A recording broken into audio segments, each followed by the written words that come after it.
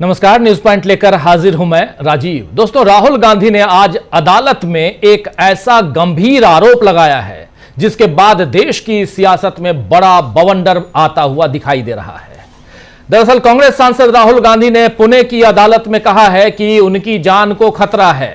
बता दूं आपको दोस्तों कि वीर सावरकर, वीर स्पेशली कह रहा हूं क्योंकि यही वहां पर लिखा गया है, तो सावरकर मानहानि केस में पुणे की कोर्ट में राहुल गांधी को कोर्ट में उपस्थित होने के लिए समन जारी किया है। कोर्ट ने समन जारी किया है, पुणे की कोर्ट ने, लेकिन राहुल गांधी ने पुणे कोर्ट से कहा है कि मैं नहीं आ सकता क्योंकि मेरी जान को खतरा है। उनकी राजनीतिक लड़ाइयों और शिकायतकर्ता सत्य की सावरकर के वंश को देखते हुए उन्हें खतरे की आशंका है। उनके वकील ने कोर्ट को बताया है कि शिकायतकर्ता का संबंध गोडसे परिवार से है और भाजपा नेताओं से भी उन्हें धमकियां मिली हैं, जिससे उनकी सुरक्षा को लेकर चिंता बढ़ गई है। राहुल गांधी के वकील ने बीजेपी नेता बिट्टू और तरविंदर मारवाह की धमकियों का उल्लेख भी किया है। इन दोनों ने, बिट्टू और तरविंदर मारवाह ने भी धमकियां दी हैं, जिसमें साफ साफ उन्होंने कहा है कि अगर राहुल गांधी ठीक व्यवहार नहीं करेंगे तो उनका हाल भी उनकी दादी यानी इंदिरा गांधी जैसा होगा। यह साफ साफ सीधी धमकी है। राहुल गांधी की अपील के बाद पुणे की एमपी एमएलए स्पेशल कोर्ट ने सुनवाई के लिए 10 सितंबर की अगली तारीख तय की है। राहुल गांधी की तरफ से कोर्ट में कहा गया है कि महात्मा गांधी की हत्या एक सोची समझी साजिश थी और ऐसे पारिवारिक इतिहास को देखते हुए उन्हें नुकसान पहुंचाने या गलत तरीके से फंसाए जाने से जान का खतरा है। राहुल गांधी की जान पर खतरे की बात मौजूदा सियासी परिदृश्य में दोस्तों बड़ा उलटफेर कर सकती है। हालांकि राहुल गांधी तमाम खतरों को उठाकर भी चुनाव आयोग और बीजेपी की मिली भगत को लगातार उजागर कर रहे हैं। बीजेपी में कई लाख लोगों के नाम चुनाव आयोग ने जो बिहार में काटे हैं, लेकिन बीजेपी ने इस पर कुछ नहीं कहा है। यानी 65 लाख लोगों के नाम बिहार में काट दिए गए, लेकिन बीजेपी ने कुछ नहीं कहा। और इसमें चुनाव आयोग ने जो मृत बताकर जो नाम काट दिए हैं 22 लाख लोगों के, उस पर भी बीजेपी ने कुछ नहीं कहा। आज उनमें से कुछ लोगों के साथ राहुल गांधी ने चाय पी। किन लोगों के साथ? जिनके नाम ये कहकर काट दिए गए क्योंकि वो मृत हैं, मर गए हैं, इस दुनिया में नहीं हैं, लेकिन उनके साथ राहुल गांधी चाय पिए। राहुल गांधी ने चाय पी और इसके लिए चुनाव आयोग को धन्यवाद दिया। ये वीडियो जरा आपको दिखाना चाहता हूं। ये वो लोग हैं जिनके नाम चुनाव आयोग ने काट दिए हैं और बताया है कि ये लोग मृत हैं, बिहार के लोग हैं, बिहार में एसआईआर, और राहुल गांधी इन्हीं लोगों के साथ चाय पी रहे हैं जिनको चुनाव आयोग ने मृत घोषित कर दिया है, मरा हुआ घोषित कर दिया है। सुनिए, देखिए जरा इस वीडियो को, फुल स्क्रीन वीडियो देखिए जरा। उधर चले, आइए, ठीक है, आ जाओ, चलो, एकदम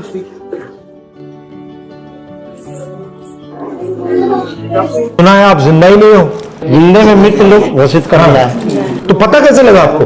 वोटर लिस्ट चेक किया जाता है, पता चला कि नाम नहीं है। तो फिर आपने चेक किया, नाम क्यों नहीं है? पता लगा कि भैया मर गए, मार दिया, इलेक्शन कमीशन ने मार दिया। जी, आपको क्या लगता है, आप जैसे कितने लोग हैं? सर एक पंचायत में मिनिमम सर 50 लोग हो गए। आप कितने, मतलब आप कितने पोलिंग बूथ से हो? अभी सर मेरे 3-4 बूथ का है। ये 3-4 बूथ का है। और इन 3-4 बूथ में और लोग हैं? जी, और लोग हैं जो यहाँ तक अभी पहुँच नहीं पाए। ये राघोपुर विधानसभा से हैं। अभी वहाँ बाढ़ आई हुई है। इनको पता चला तेजस्वी जी की विधानसभा के हैं, तो उसमें देखा कि इन लोग को मृत दिखाया गया है। अब चुनाव आयोग ने जो सूची दी है, उस स्थानीय रूप से जो सूची बनी तो लोगों को मिल जाती है। अब वो चुनाव आयोग ने इनको डेड घोषित किया गया। फॉर एग्जाम्पल माता जी हैं, ये 85 साल की उम्र की हैं। इनको नहीं पता था कि ये मृत हैं। अब इनके ये सुपुत्र हैं, इनको पता चला लिस्ट में कि माता जी का नाम काट दिया। और ये सुप्रीम कोर्ट में कितने दिन खड़ी रही है? आज 6 घंटा सुप्रीम कोर्ट में खड़ी रही है। ये इतने जागरूक है, अपना वोट बचाने के लिए ये यहाँ आए। वो हमारे पास सूची भी है, लिखित में भी है, ऑफिशियली, जहां इन्होंने मृत घोषित कर रखा है इनको। अब वही मांग है, बिहार में 65 लाख जिन मतदाताओं के नाम कटे हैं, आप उनमें हमें कोज ऑफ डिलीशन बताइए। चुनाव आयोग ने क्या किया है कि 65 लाख में उन्होंने कैटेगराइज किया कि 22 लाख मृत हैं, 36 लाख शिफ्टेड हैं कि किसी दूसरी जगह शिफ्ट हो गए और कुछ डुप्लीकेट्स हैं। तो हम वो कह रहे हैं कि 36 लाख वो लोग कौन हैं जो शिफ्ट हो गए। मगर ये तो इलेक्शन कमीशन इंफॉर्मेशन देना नहीं चाहता ना। एग्जैक्टली वो मतलब अगर देगा तो पूरा उनका गेम खत्म हो जाएगा। जी, आप बताइए आपके साथ क्या हुआ?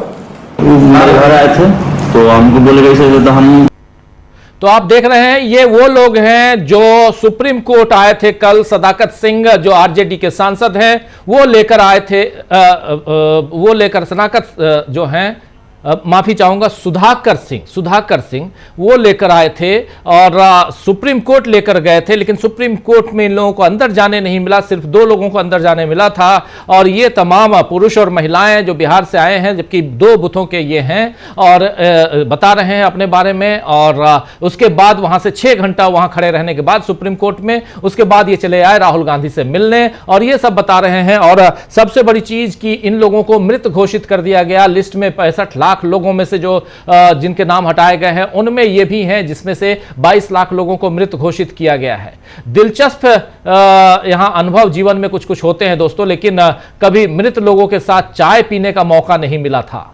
और ये अनोखे अनुभव के लिए राहुल गांधी लिख रहे हैं कि धन्यवाद चुनाव आयोग। राहुल गांधी ने इसके बाद इस वीडियो के साथ साथ दरअसल ये लिखकर ट्वीट किया है और उस ट्वीट में देखिए, जीवन में बहुत दिलचस्प अनुभव हुए हैं लेकिन कभी मृत लोगों के साथ चाय पीने का मौका नहीं मिला था। इस अनोखे अनुभव के लिए धन्यवाद चुनाव आयोग। ये बात यहां पर चुनाव आयोग को धन्यवाद कहते हुए राहुल गांधी लिख रहे हैं। तो एक तरफ राहुल गांधी ने वोट चोरी का जो खुलासा किया है उस पर लगातार बीजेपी फंस रही है और दूसरी तरफ राहुल गांधी के कारण इंडिया गठबंधन में जो एकजुटता फिर से बढ़ रही है उसमें भी मोदी सरकार पर खतरा बढ़ रहा है। आंध्र प्रदेश के पूर्व सीएम जगनमोहन रेड्डी, जी हां, आंध्र प्रदेश के पूर्व सीएम जगनमोहन रेड्डी ने एक बड़ा दावा कर दिया है। दावा यह किया है उन्होंने कि चंद्रबाबू नायडू जो आंध्र प्रदेश के वर्तमान मुख्यमंत्री हैं और जो सत्तारूढ़ दल यानी बीजेपी के साथ जो सरकार में है इस वक्त, केंद्र की सरकार में, उनके कारण और नीतीश बाबू के कारण केंद्र की सरकार टिकी हुई है इस वक्त। वही चंद्रबाबू नायडू रेवंत रेड्डी के जरिए राहुल गांधी से सीधे संपर्क में हैं। ये बात ये खुलासा कर रहे हैं जगनमोहन रेड्डी जो पूर्व सीएम हैं आंध्र प्रदेश के। यानी जगनमोहन रेड्डी साफ साफ कह रहे हैं कि राहुल गांधी चंद्रबाबू नायडू के संपर्क में हैं रेवंत रेड्डी के जरिए। इसलिए राहुल गांधी ने आंध्र प्रदेश में वोट चोरी की बात नहीं की है। यह बात कह रहे हैं जगनमोहन रेड्डी। आप जानते हैं कि जगनमोहन रेड्डी राहुल गांधी के खिलाफ हैं और उन्हें राहुल गांधी के कामों पर यकीन भी नहीं है। फिर भी वो राहुल गांधी की वोट चोरी के खिलाफ छेड़ी गई मुहिम पर बयान देकर जाहिर कर रहे हैं कि यह मामला राहुल गांधी का मजाक उड़ाने से हटने वाला नहीं है। चंद्रबाबू नायडू को लेकर जगनमोहन रेड्डी ने जो कुछ कहा है, आइए जरा उनकी जुबानी सुन लेते हैं कि वो कैसे कह रहे हैं कि राहुल गांधी के संपर्क में है या राहुल गांधी चंद्रबाबू नायडू के संपर्क में है। लेकिन अगर ऐसा है कि राहुल गांधी और चंद्रबाबू नायडू एक दूसरे के संपर्क में हैं, तो फिर क्या केंद्र की सरकार, नरेंद्र मोदी की सरकार ज्यादा दिन चल पाएगी? क्या नरेंद्र मोदी ज्यादा दिन प्रधानमंत्री बने रह पाएंगे? यह बड़ा सवाल उठता है। लेकिन चलिए इनकी जुबानी यानी जगनमोहन रेड्डी की जुबानी सुन लेते हैं क्या कुछ वो कह रहे हैं इस पूरे मसले पे।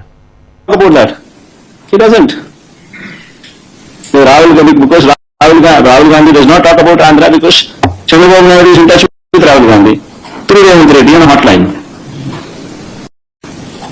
It is not a fact. And all of you are journalists here. Cross your hats and speak for yourself and tell me it is not a fact. What should I comment on someone like Rahul Gandhi who himself is not sincere to what he does? Sir, one last question.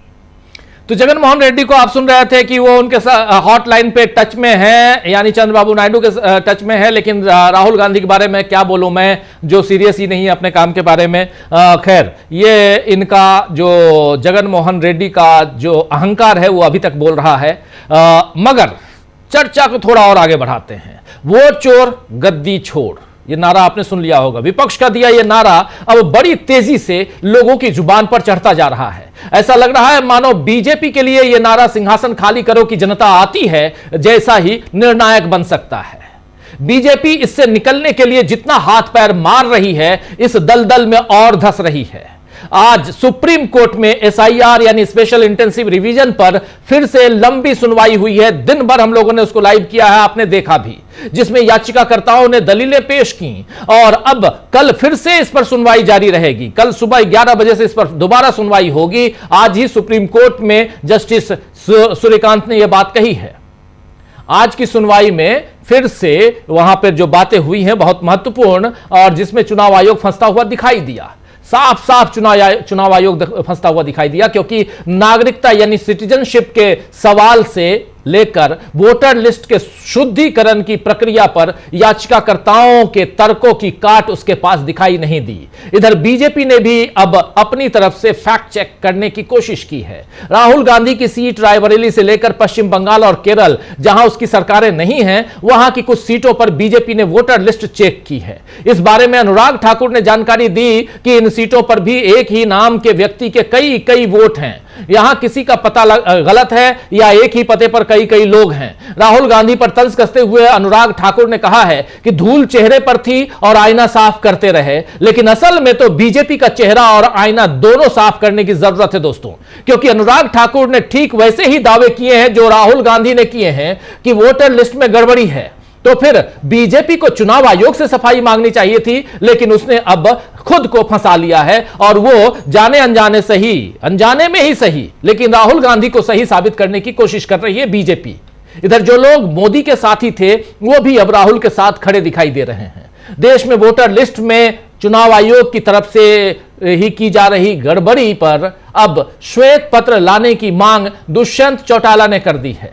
श्वेत पत्र लाइए, ये बात कह रहे हैं दुष्यंत चौटाला। दुष्यंत चौटाला ने हरियाणा की सरकार बीजेपी के साथ मिलकर चलाई थी, पिछली सरकार आप याद कीजिए, और लेकिन अब वो राहुल गांधी के साथ खड़े नजर आ रहे हैं। अनुराग ठाकुर बीजेपी का कद्दावर नेता अनुराग ठाकुर कह रहे हैं कि हमने भी जांच की है।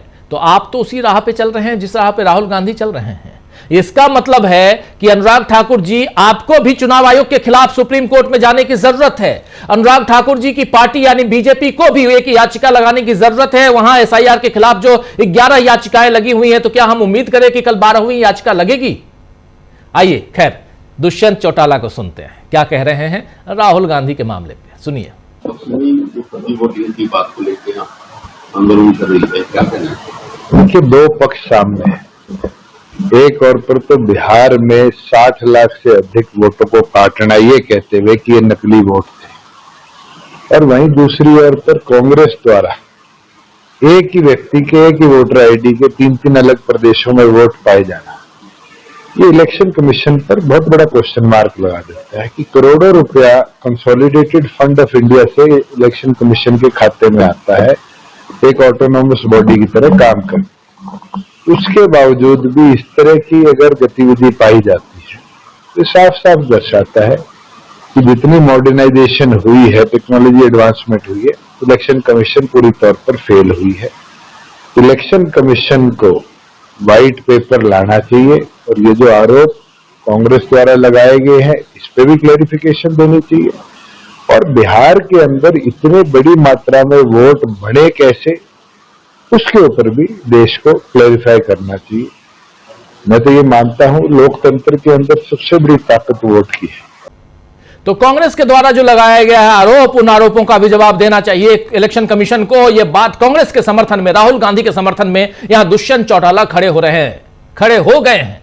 आप जानते हैं दोस्तों कि दुष्यंत चौटाला जेजेपी के मुखिया हैं और बीजेपी के साथ इन्होंने हरियाणा में सरकार बनाई थी, लेकिन अब वो बीजेपी के खिलाफ हैं। इधर बिहार में एसआईआर का क्या भविष्य होगा ये तो कल सुप्रीम कोर्ट में पता चलेगा, लेकिन आज तेजस्वी यादव ने गुजरात के वोटर को बिहार में दिखाकर एक और बड़ा खुलासा कर दिया है। तेजस्वी यादव ने ट्वीट किया है, उससे पहले उन्होंने प्रेस कॉन्फ्रेंस की और इस खुलासे को अंजाम तक पहुंचाया, यानी देश के अलग अलग हिस्सों तक पहुंचाया है, और इसके बाद उसी मसले को लेकर ट्वीट भी किया है। आइए जरा ट्वीट दिखाता हूं जिसमें तेजस्वी यादव कह रहे हैं कि ये भीखू भाई दलसानिया जी हैं, ये भीखू भाई दलसानिया जी हैं, ये गुजरात के रहने वाले हैं, बिहार बीजेपी के प्रदेश संगठन महामंत्री हैं, गुजरात के रहने वाले हैं लेकिन बिहार बीजेपी के प्रदेश संगठन महामंत्री हैं, प्रधानमंत्री मोदी जी और गृह मंत्री अमित शाह जी के खास विश्वास पात्र हैं। इन्हें बीजेपी के विशेष बिहार प्रोजेक्ट पर लगाया गया है। 2024 लोकसभा में इन्होंने गृह मंत्री श्री अमित शाह जी के लोकसभा क्षेत्र गांधीनगर में मतदान किया था। अब बिहार में विधानसभा चुनाव है तो गुजरात से नाम कटवाकर अब बिहार में मतदाता बन गए हैं। बिहार चुनाव खत्म होगा तो फिर दूसरे राज्य के बन जाएंगे। उन्हें बताना चाहिए कि वे 5 वर्ष में कितनी बार और कितने राज्यों में मतदान करते हैं। बिहार में जिस जगह के मतदाता बने हैं उस मतदाता सूची में इनका कोई पता और मकान संख्या अंकित नहीं है। बिहार की मतदाता सूची में इनका नाम हिंदी में नहीं बल्कि गुजराती भाषा में ही लिखा हुआ है ताकि कोई हिंदी भाषी पढ़ ना सके। चुनाव आयोग की महिमा अपरंपार है, लेकिन इस बार हम भी एक चीज देख रहे हैं। बिहार में चुनाव आयोग की वोट चोरी नहीं चलने देंगे, ये बात यहां पर लिख रहे हैं। और उसके बाद ये देखिए 59 इयर्स ओल्ड और इनका ये जो एपिक कार्ड है वो दिखा रहे हैं और ये जो वोटर लिस्ट है उस वोटर लिस्ट में इनका नाम और वो भी गुजराती में लिखा हुआ। बिहार में गुजराती में लिखा हुआ वोटर कार्ड जो है वोटर लिस्ट, उसमें भी सारे नाम हिंदी में लिखे हुए लेकिन इनका नाम गुजराती में आखिर क्यों लिखा हुआ है ये यहां पूछ रहे हैं। और उम्र है मकान संख्या 0 भिखू भाई दलसानिया जी। और इसमें अलग अलग ये हैं, इनका ये पिक्चर है, चेहरा है, ये भिखू भाई जी हैं और इनको स्पेशल काम पर लगाया गया है नरेंद्र मोदी। और ये देखिए ये सब कुछ यहां पर आज इस ये 2024 में ये गुजरात में वोटर थे, 2024 का ये है गुजरात में वोटर थे, लेकिन अब ये वोटर हो गए हैं बिहार के। आपको बता दूं दोस्तों कि 17 अगस्त से राहुल गांधी और तेजस्वी यादव 17 अगस्त से यानी आज से लगभग 5 दिन बाद 17 अगस्त से राहुल गांधी और तेजस्वी यादव के नेतृत्व में बिहार के सासाराम से SIR और वोट चोरी के खिलाफ एक अभियान की शुरुआत होने जा रही है। कांग्रेस के नेता बिहार पहुंच चुके हैं। इस बीच बाकी देश में भी मुहिम छेड़ने की तैयारी हो चुकी है और सोशल मीडिया के जरिए भी कांग्रेस के आक्रामक कैंपेन शुरू हो गए हैं। अब चंद्रबाबू नायडू के भी राहुल के साथ संपर्क में होने की जो दावा किया जा रहा है वो भी है। तो क्या अगर चंद्रबाबू नायडू राहुल के संपर्क में हैं तो क्या यहां पर यह हम बात मान लें कि नरेंद्र मोदी की सरकार गिरने वाली है, मोदी की PM की कुर्सी जाने वाली है? और यह बात जगन मोहन रेड्डी कह रहे हैं। और क्या राहुल की जान पर खतरे की बात पर मोदी फंसने जा रहे हैं? मोदी के जो मंत्री हैं बिट्टू साहब वो फंसने जा रहे हैं? ये बहुत सारे सवाल हैं। बीजेपी से सांसद हैं वो अगर ऐसी बात कह रहे हैं, इन सब पे चर्चा करेंगे। लेकिन जरा तेजस्वी यादव की बाइट सुन लेते हैं बिहार में जो चल रहा है SIR और इन सबको लेते हुए। और ये जो अभी भिखू भाई दलसानिया की जो मैं बात रख रहा था इन सब पे तेजस्वी यादव क्या कह रहे हैं सुन लीजिए। और एक और तरीका समझ जाइए, अब गुजरात के लोग बिहार के वोटर बन रहे हैं।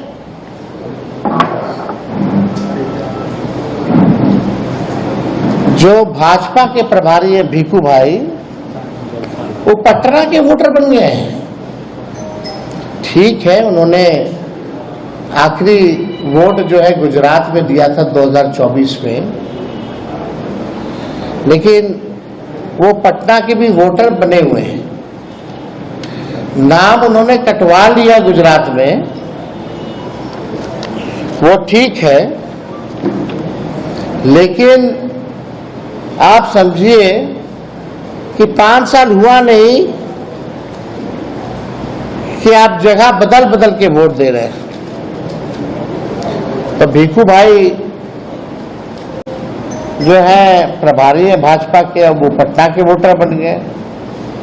अब पता है पटना बिहार का चुनाव खत्म होगा तो फिर नाम, तो बिहार का चुनाव खत्म होगा तो फिर आखिर भिखू भाई दलसानिया साहब क्या पश्चिम बंगाल चले जाएंगे? ऐसे भी पश्चिम बंगाल की मुख्यमंत्री कह रही हैं कि हमारे यहां गुजरात के बहुत सारे वोटर आ गए हैं और चुनाव आयोग कह रहा है कि नहीं, एक एपिक कार्ड का जो है हर राज्य के एपिक नंबर अलग अलग हैं, वोटर आईडी कार्ड के नंबर अलग अलग हैं। तो फिर उसके बाद आदित्य श्रीवास्तव का वोटर आईडी नंबर एक ही 4 राज्यों में कैसे है, यह भी चुनाव आयोग से पूछा जाना चाहिए। लेकिन एक लड़ाई यहां छेड़ दी है राहुल गांधी ने, और उसके बाद भले राहुल गांधी को डिफेम करने की कोशिश कर रही हो बीजेपी, अनुराग ठाकुर ने जो प्रेस कॉन्फ्रेंस की है जिसमें उन्होंने केरल से लेकर पश्चिम बंगाल तक हर जगह और रायबरेली तक हर जगह के ऐसे ही जो काम राहुल गांधी ने किया है, कमोबेश वही काम करने की कोशिश बीजेपी करके राहुल गांधी को डिफेम करने की कोशिश तो जरूर कर रही है। लेकिन यह काम अगर राहुल गांधी, और यह पूछा जा रहा है राहुल गांधी से, तो उससे पहले क्या बीजेपी चुनाव आयोग से पूछेगी। लेकिन एक इंपॉर्टेंट बात यहां चंद्रबाबू नायडू को लेकर जरूर की जा रही है, और बात यह है कि जब एसआईआर का विरोध इंडिया गठबंधन के लोगों ने किया, बिहार में जो special intensive revision of electoral rolls 2025 जो चल रहा है, उसका विरोध जब इन्होंने किया इंडिया गठबंधन के तमाम दलों ने, तो उसके बाद एक अकेली पार्टी थी जो नरेंद्र मोदी की पार्टी के साथ, यानी नरेंद्र मोदी की सरकार के साथ है, जिसके कारण सरकार टिकी हुई है, वो नाम है चंद्रबाबू नायडू। चंद्रबाबू नायडू की पार्टी ने एसआईआर के खिलाफ चिट्ठी लिखी थी, आपको याद होगा, चुनाव आयोग को।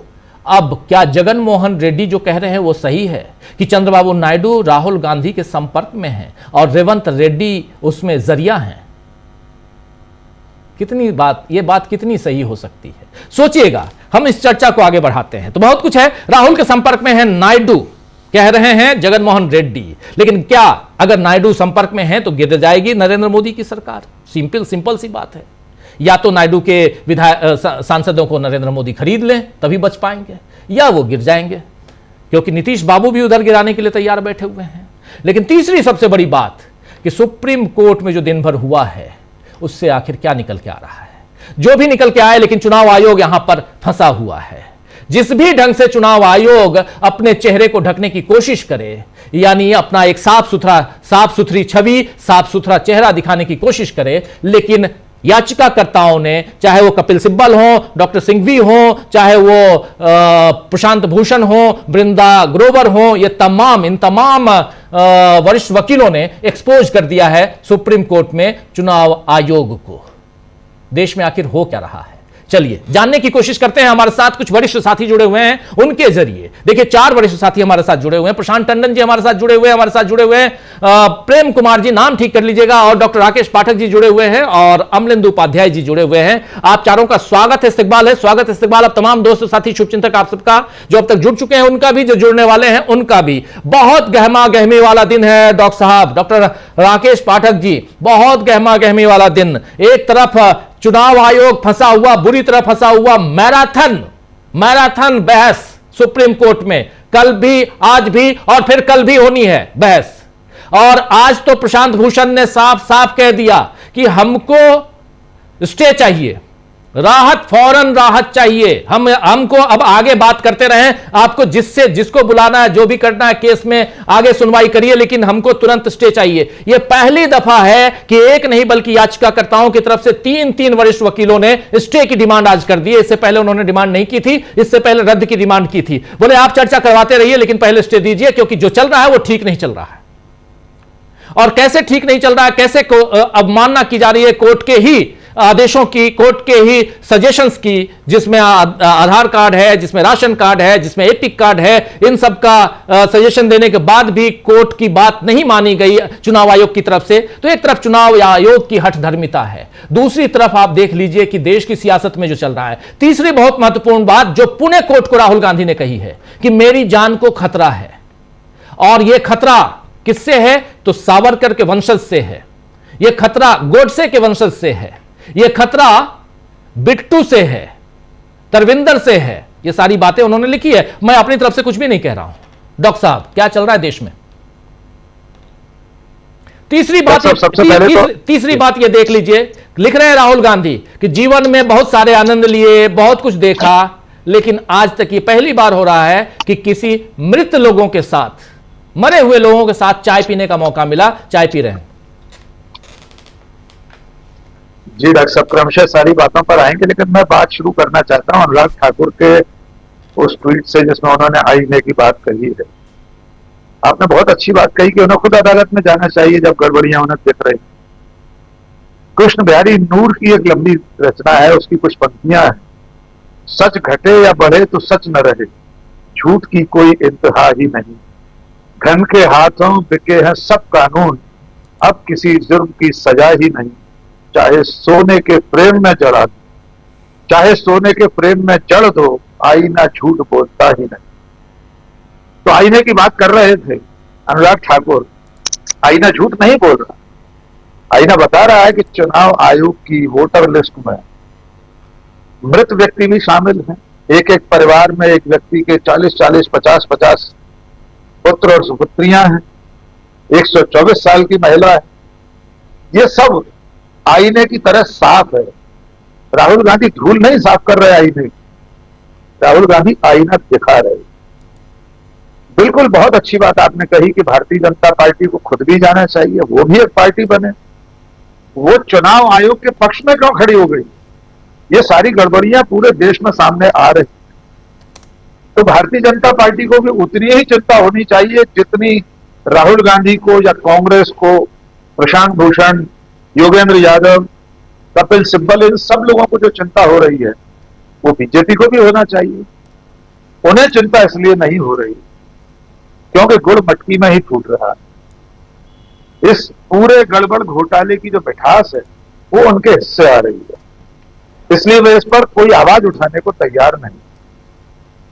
दूसरी बात, ज्यादा महत्वपूर्ण बात, मैं उसके दूसरे क्रम पर ले लेता हूं, राहुल गांधी की पुणे की अदालत में लगाई गई दरखास्त। राजीव जी जो इतिहास के विद्यार्थी वे जानते हैं कि राष्ट्रपिता महात्मा गांधी की हत्या से पहले हिंदू महासभा और राष्ट्रीय स्वयंसेवक संघ ने, गांधी विरोधियों ने किस तरह का माहौल बनाया था, गांधी जी के खिलाफ किस तरह से दुष्प्रचार, कुप्रचार किया था कि वे विभाजन के लिए जिम्मेदार हैं, वे देशद्रोही हैं। तमाम झूठी सच्ची कहानियां उनके खिलाफ, सच्ची तो बिल्कुल नहीं थी उनमें, पर देश के एक हिस्से में, एक विचार समूह के दिलो दिमाग में ये भाव भर दिया गया, ये भावना भर दी गई कि महात्मा गांधी देश के विभाजन के लिए जिम्मेदार। एक बड़ी झूठी कहानी फैलाई गई कि पाकिस्तान को 50 करोड़ रुपए दिए गए, उसके लिए गांधी जी जिम्मेदार है। वे सारी चीजें प्रामाणिक रूप से गलत साबित होती। ठीक वैसा ही राहुल गांधी के खिलाफ इस वक्त हो रहा है। भारतीय जनता पार्टी, उसका पितृ संगठन, उसके समर्थक, उसका सोशल मीडिया का अमला, ये सारी फौज इस वक्त राहुल गांधी को सबसे बड़ा दुश्मन बताने में जुटे हुए। आप सोशल मीडिया पर देख लीजिए राहुल गांधी के खिलाफ किस किस तरह की पोस्ट की जाती है। उन्हें विदेशी बताया जाता है, उन्हें देशद्रोही बताया जाता है, उन्हें पाकिस्तान की बोली में बोलने वाला बताया जाता है। तो क्या ये आशंका सही नहीं है कि कल कोई इसी तरह का गोडसे जैसा सिरफिरा उठे और राहुल गांधी की जिंदगी पर खतरा पैदा कर दे? जी। इसलिए आज की तारीख में सबसे कीमती अगर कोई इस वक्त व्यक्ति है वो राहुल गांधी है। राहुल की जगह कोई और होता, अगर उसे भी ऐसा कोई खतरा होता, तब भी हम उसके हक में, उसके पक्ष में यही बात करें। जो व्यक्ति इस वक्त लोकतंत्र को बचाने की लड़ाई लड़ रहा, हमारी पूरी निर्वाचन प्रणाली में जो गड़बड़ियां हैं उन्हें बेनकाब कर रहा है, और अगर उसकी जिंदगी खतरे में है, और उन लोगों से खतरे में जिनका अतीत, जिनका इतिहास इसी तरह से असहमत आवाजों को खामोश कराने का रहा है, हत्याओं का लंबा इतिहास है उनका।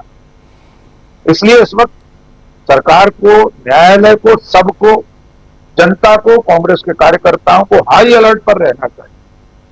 राहुल गांधी को सुरक्षित रखना, उनका सुरक्षित रहना बेहद जरूरी है। उनकी जिंदगी उतनी ही कीमती है जितनी कीमती इस देश के हर आम और खास इंसान की है। किसी भी व्यक्ति के जीवन पर इस तरह खतरा क्यों होना चाहिए? और अगर खतरा है, वे महसूस कर रहे हैं, तो उन्हें उच्चतम श्रेणी की सुरक्षा मिलनी चाहिए। अब तीसरा महत्वपूर्ण विषय, चंद्रबाबू नायडू राहुल गांधी के संपर्क में है। अगर है तो क्यों नहीं हो सकते?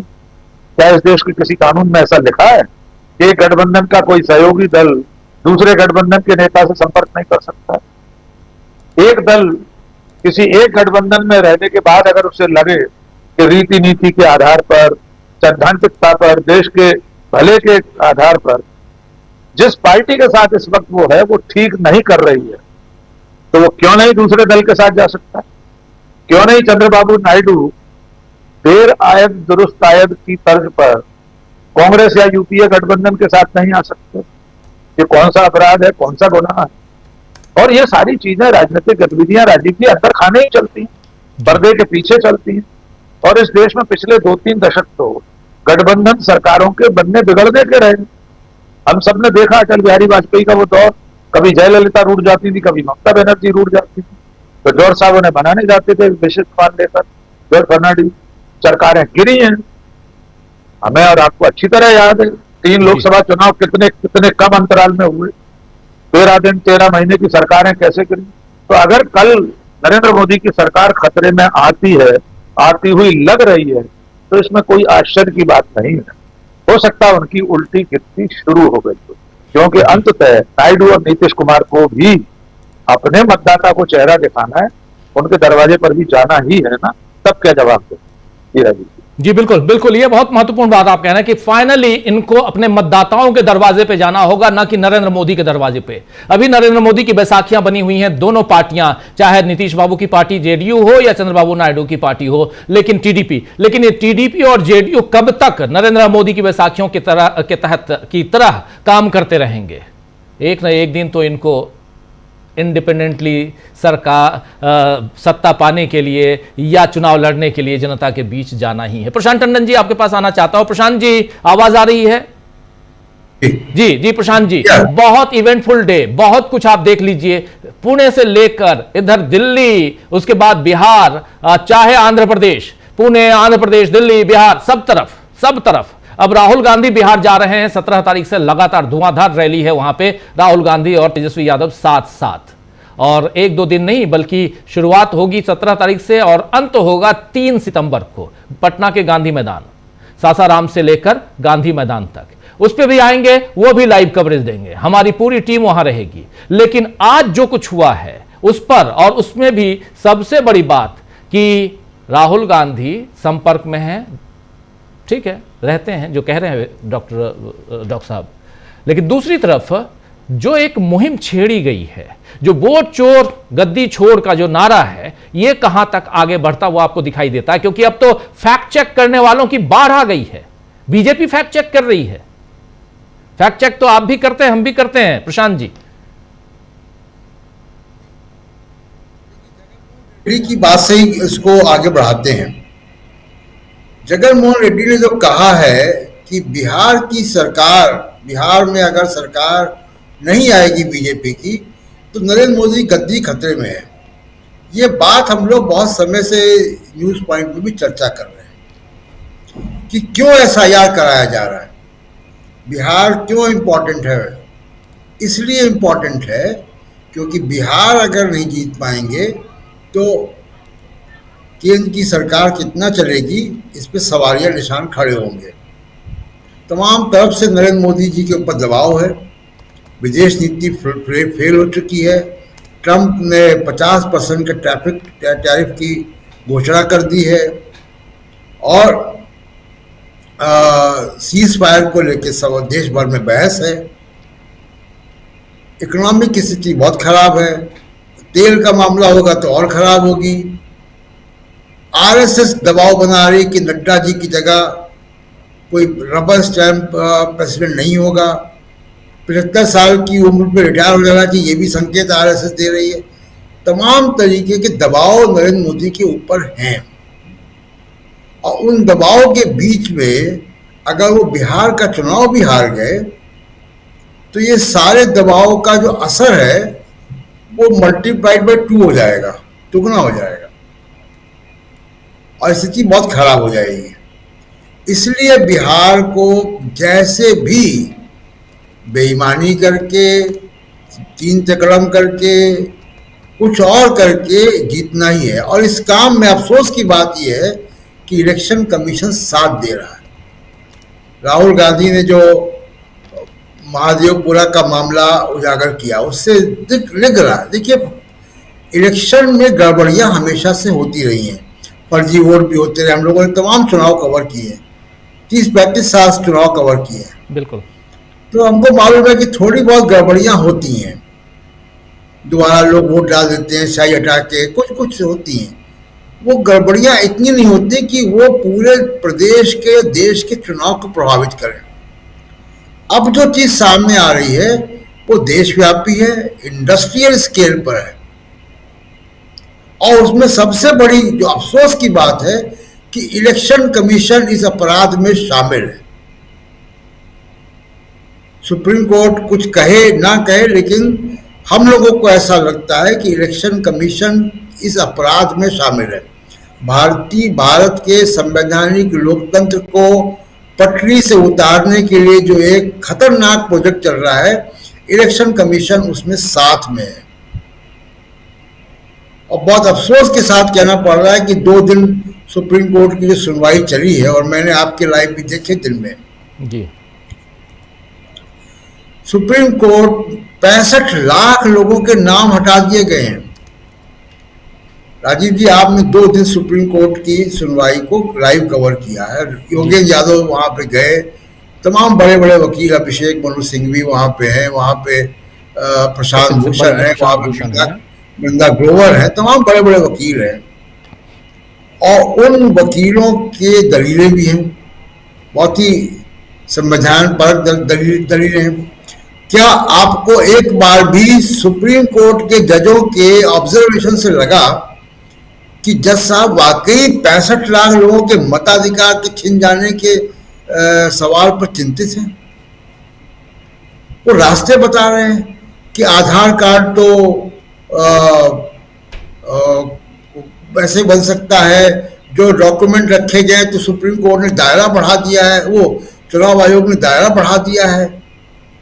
इस तरीके की दलीलें दिखाई दे रही हैं सुप्रीम कोर्ट की तरफ से, ऑब्जर्वेशन जो, उससे लग रहा है कि बहुत ही कैजुअल है सुप्रीम कोर्ट, जबकि मताधिकार सबसे बड़े अधिकारों में से एक है। इसी अधिकार के लिए देश की आज़ादी की लड़ाई लड़ी गई, और उस अधिकार को लेकर भी अगर सुप्रीम कोर्ट का रवैया इतना कैजुअल है, हो सकता है कि हमको लग रहा हो कि वो किसी फैसले पर पहुंचने के लिए डेविल्स एडवोकेट बनने इस तरीके के सवाल खड़े कर रहे हैं। लेकिन वो सवाल भी बड़े अहम है कि जब वो कह रहे हैं कि नागरिकता साबित करने के आधार, वो चुनाव आयोग को एक तरीके से नागरिकता तय करने का एजेंसी बना रहे हो अपने ही फैसलों के खिलाफ जाकर। ऑब्जर्वेशन में अगर वो बात आ रही है तो ये बड़ी बात है। अगर और ये भी साथ में कहा जा रहा है कि आधार नागरिकता तय करने का जरिया नहीं है, ठीक बात है, नहीं है तो क्या है आप बता दें। सुप्रीम कोर्ट का एक ऑब्जर्वेशन जो बड़ा अटपटा लग रहा है मुझे, कि अगर सेल्फ डिक्लेरेशन ऑफ सिटीजनशिप होगा, हम अपने आप अगर कह रहे हैं कि हम भारत के नागरिक हैं, तो ये इसमें बड़े लीगल कॉम्प्लिकेशंस आएंगे। तो हमको ये राजीव जी कोई बताए कि क्या सुप्रीम कोर्ट के जज बनने के पहले नागरिकता की भी स्क्रूटनी होती है? और अगर नागरिकता की स्क्रूटनी होगी तो कॉम्प्लिकेशंस वहां भी होंगे। तो जज साहब के जो ऑब्जर्वेशंस हैं वो बड़े अजीब से हैं। इलेक्शन कमीशन का अख्तियार क्या है कि आप वहां के रेजिडेंट हैं कि नहीं है जी, जो आपने पता बताया वहां रह रहे हैं कि नहीं रह रहे हैं, और 18 साल की उम्र के हैं। नागरिकता तय करने का काम सरकार का है, चुनाव आयोग का नहीं है। लेकिन वर्चुअली ऑब्जर्वेशन के जरिए सुप्रीम कोर्ट ने यह संकेत दे दिया कि नागरिकता भी तय करेंगे। लेकिन जो 11 डॉक्यूमेंट्स हैं, जो 11 डॉक्यूमेंट्स मांग रहे हैं, उसमें से एक भी डॉक्यूमेंट है जो नागरिकता साबित करता हो? बिल्कुल। आप अगर आधार को नागरिकता, जी, आधार को अगर आप नागरिकता की श्रेणी में नहीं लाते कि आधार के दम पे, आप आधार कार्ड के दम पे किसी को हम बता दें कि ये भारत का नागरिक है या नहीं है, अच्छी बात है, ठीक है, चलिए किनारे किए। वोटर आईडी कार्ड को भी आप नहीं मानते, चलिए उसको भी किनारे किए। राशन कार्ड को नहीं मानते, उसको भी किनारे किए। पैन कार्ड को नहीं मानते, आप ड्राइविंग लाइसेंस को नहीं मानते, इन सबको किनारे कर दीजिए। लेकिन जो लिस्ट आपने दी है, क्या वो लिस्ट भारत के नागरिक होने का प्रमाण पत्र देता है? उस लिस्ट में कोई भी एक डॉक्यूमेंट है, कोई भी एक दस्तावेज है जो यह बताता है कि आप भारत के नागरिक हैं? अगर उसमें नहीं है, और यह ऑब्जर्वेशन प्रशांत जी हमारा आपका नहीं है, यह ऑब्जर्वेशन पिछली बहस में सुप्रीम कोर्ट का ही जस्टिस सुधांशु धुलिया का था, जो रिटायर हो गए। जी, तो इसलिए मैं कह रहा हूं कि आप देखिए, वो कह रहे हैं कि आधार कार्ड डुप्लीकेट बन सकता है। राजीव जी, जो 11 डॉक्यूमेंट है, इसमें कई डॉक्यूमेंट ऐसे हैं जो बिहार की कुल जनसंख्या से भी ज्यादा इशू हो चुके हैं। तो क्या माना जाए?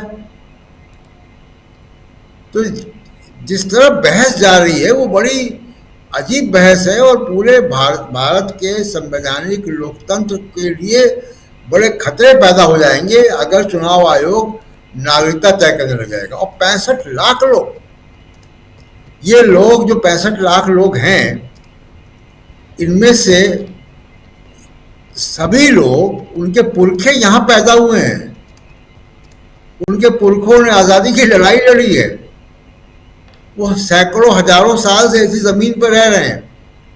आज उनसे आप कह रहे हैं कि आप नागरिकता साबित करो। ये नागरिकता साबित करने का खेल ज्ञानेश कुमार जी के साथ किया जाए तो कर पाएंगे वो? जी, कौन सा डॉक्यूमेंट दिखाएंगे कि उनको माना जाए कि भारत के नागरिक हैं? कोई डॉक्यूमेंट नहीं है उसमें। तो इतने लूप होल्स हैं, इतनी सारी बातें हैं, क्योंकि सुप्रीम कोर्ट में आप खुद ही देख रहे हैं, हम लोग लगातार 2 दिनों से इस पे जो बहस चल रही है, एक एक बिंदु को, एक एक पॉइंट को हम लोग वहां पे उसको अपने तमाम साथियों के बीच, दर्शकों के बीच पहुंचा रहे हैं। और उसमें इतनी सारी चीजें हैं कि सुप्रीम कोर्ट में खुद चुनाव आयोग बुरी तरह फंसा हुआ है प्रशांत जी। अब ये सुप्रीम कोर्ट के ऊपर है, क्योंकि अगर जजेज दोनों जिस प्रकार कोर्ट की अवमानना इसने चुनाव आयोग ने की है, उसके बाद भी अगर चुनाव आयोग को छोड़ दिया जा रहा है तो इसमें अब ये तो उनके ऊपर है, हम कुछ नहीं कह सकते। कोर्ट अपनी कोर्ट में हम बैठे नहीं हैं, लेकिन इतना जरूर है कि नियम कायदे को भी, और नियम जो है वो 1950 का, 1951 का, जो वो साफ कहता है कि आप किसी के भी वोटर, अगर वोटर आईडी किसी के पास है, मतदाता सूची में किसी का नाम है, तो आप नाम बिना उसको बताए हुए नहीं काट सकते। और ऐसे नहीं कि बता दिए और काट दिए, कोई शिकायत करता होना चाहिए जो शिकायत करेगा कि ये आपने गलती से, चुनाव आयोग जी आपने गलती से इनका नाम वो कर दिया है, ये इंसान जो है भारत का नागरिक नहीं है, या इन चीजों में लिप्त है, जिसका आइडेंटिटी कार्ड, ऐसे वोटर आईडी कार्ड ले लिया जाना चाहिए। इसके बाद जांच होगी, और जांच होगी तो नोटिस दिया जाएगा उस आदमी को। ये सारे प्रोसेस हैं। क्या ये सारे प्रोसेस अपनाए गए 65 लाख लोगों के लिए?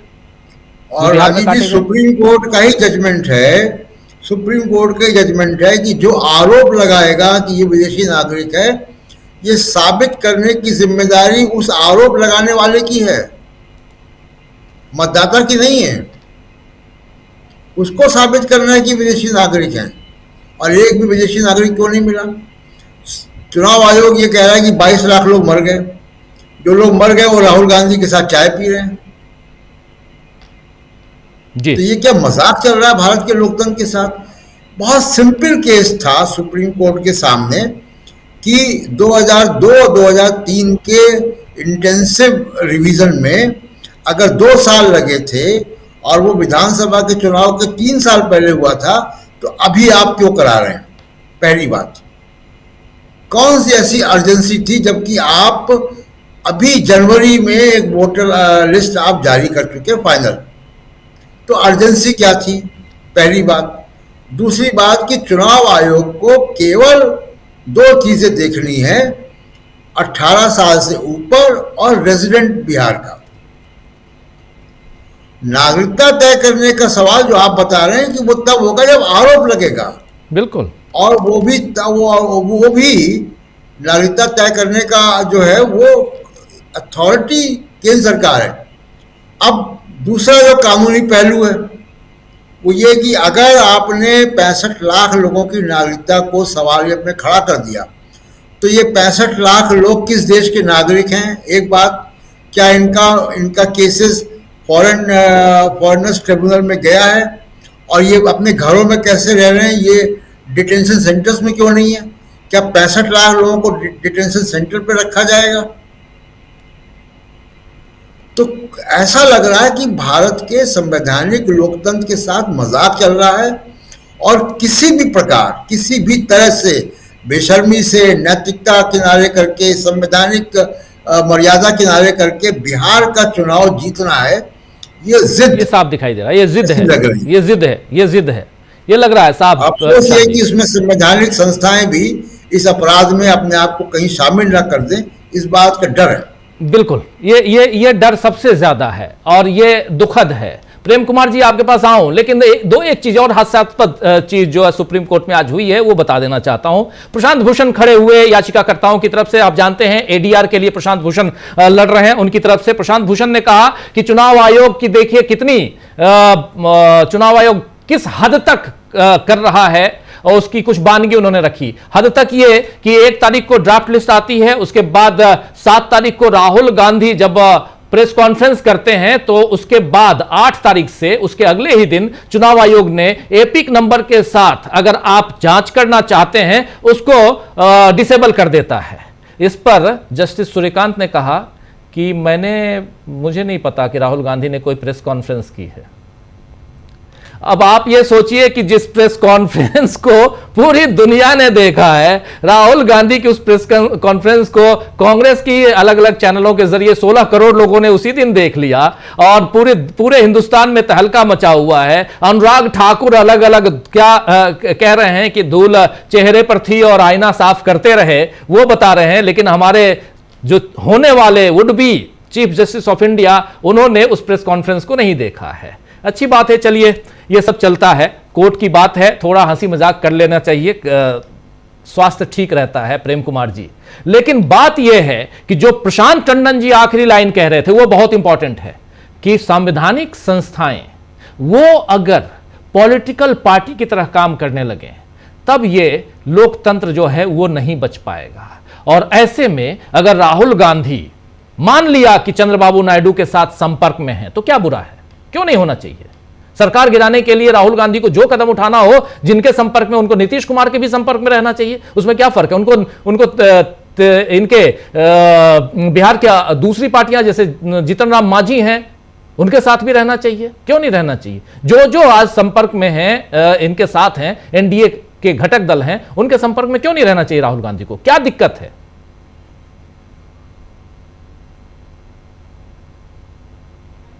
अनम्यूट कीजिए प्रेम कुमार जी, अनम्यूट कीजिए प्लीज, आवाज नहीं आ रही है। प्रेम कुमार जी दोबारा नहीं तो जुड़ जाइए, जल्दी से आना चाहता हूं। अमलेंदु उपाध्याय जी आपके पास। अमलेंदु जी, क्यों नहीं संपर्क में रहना चाहिए राहुल गांधी को। हमारे साथ जुड़ गए सुनील शुक्ला जी भी। सुनील जी आपका स्वागत है इस कार्यक्रम में।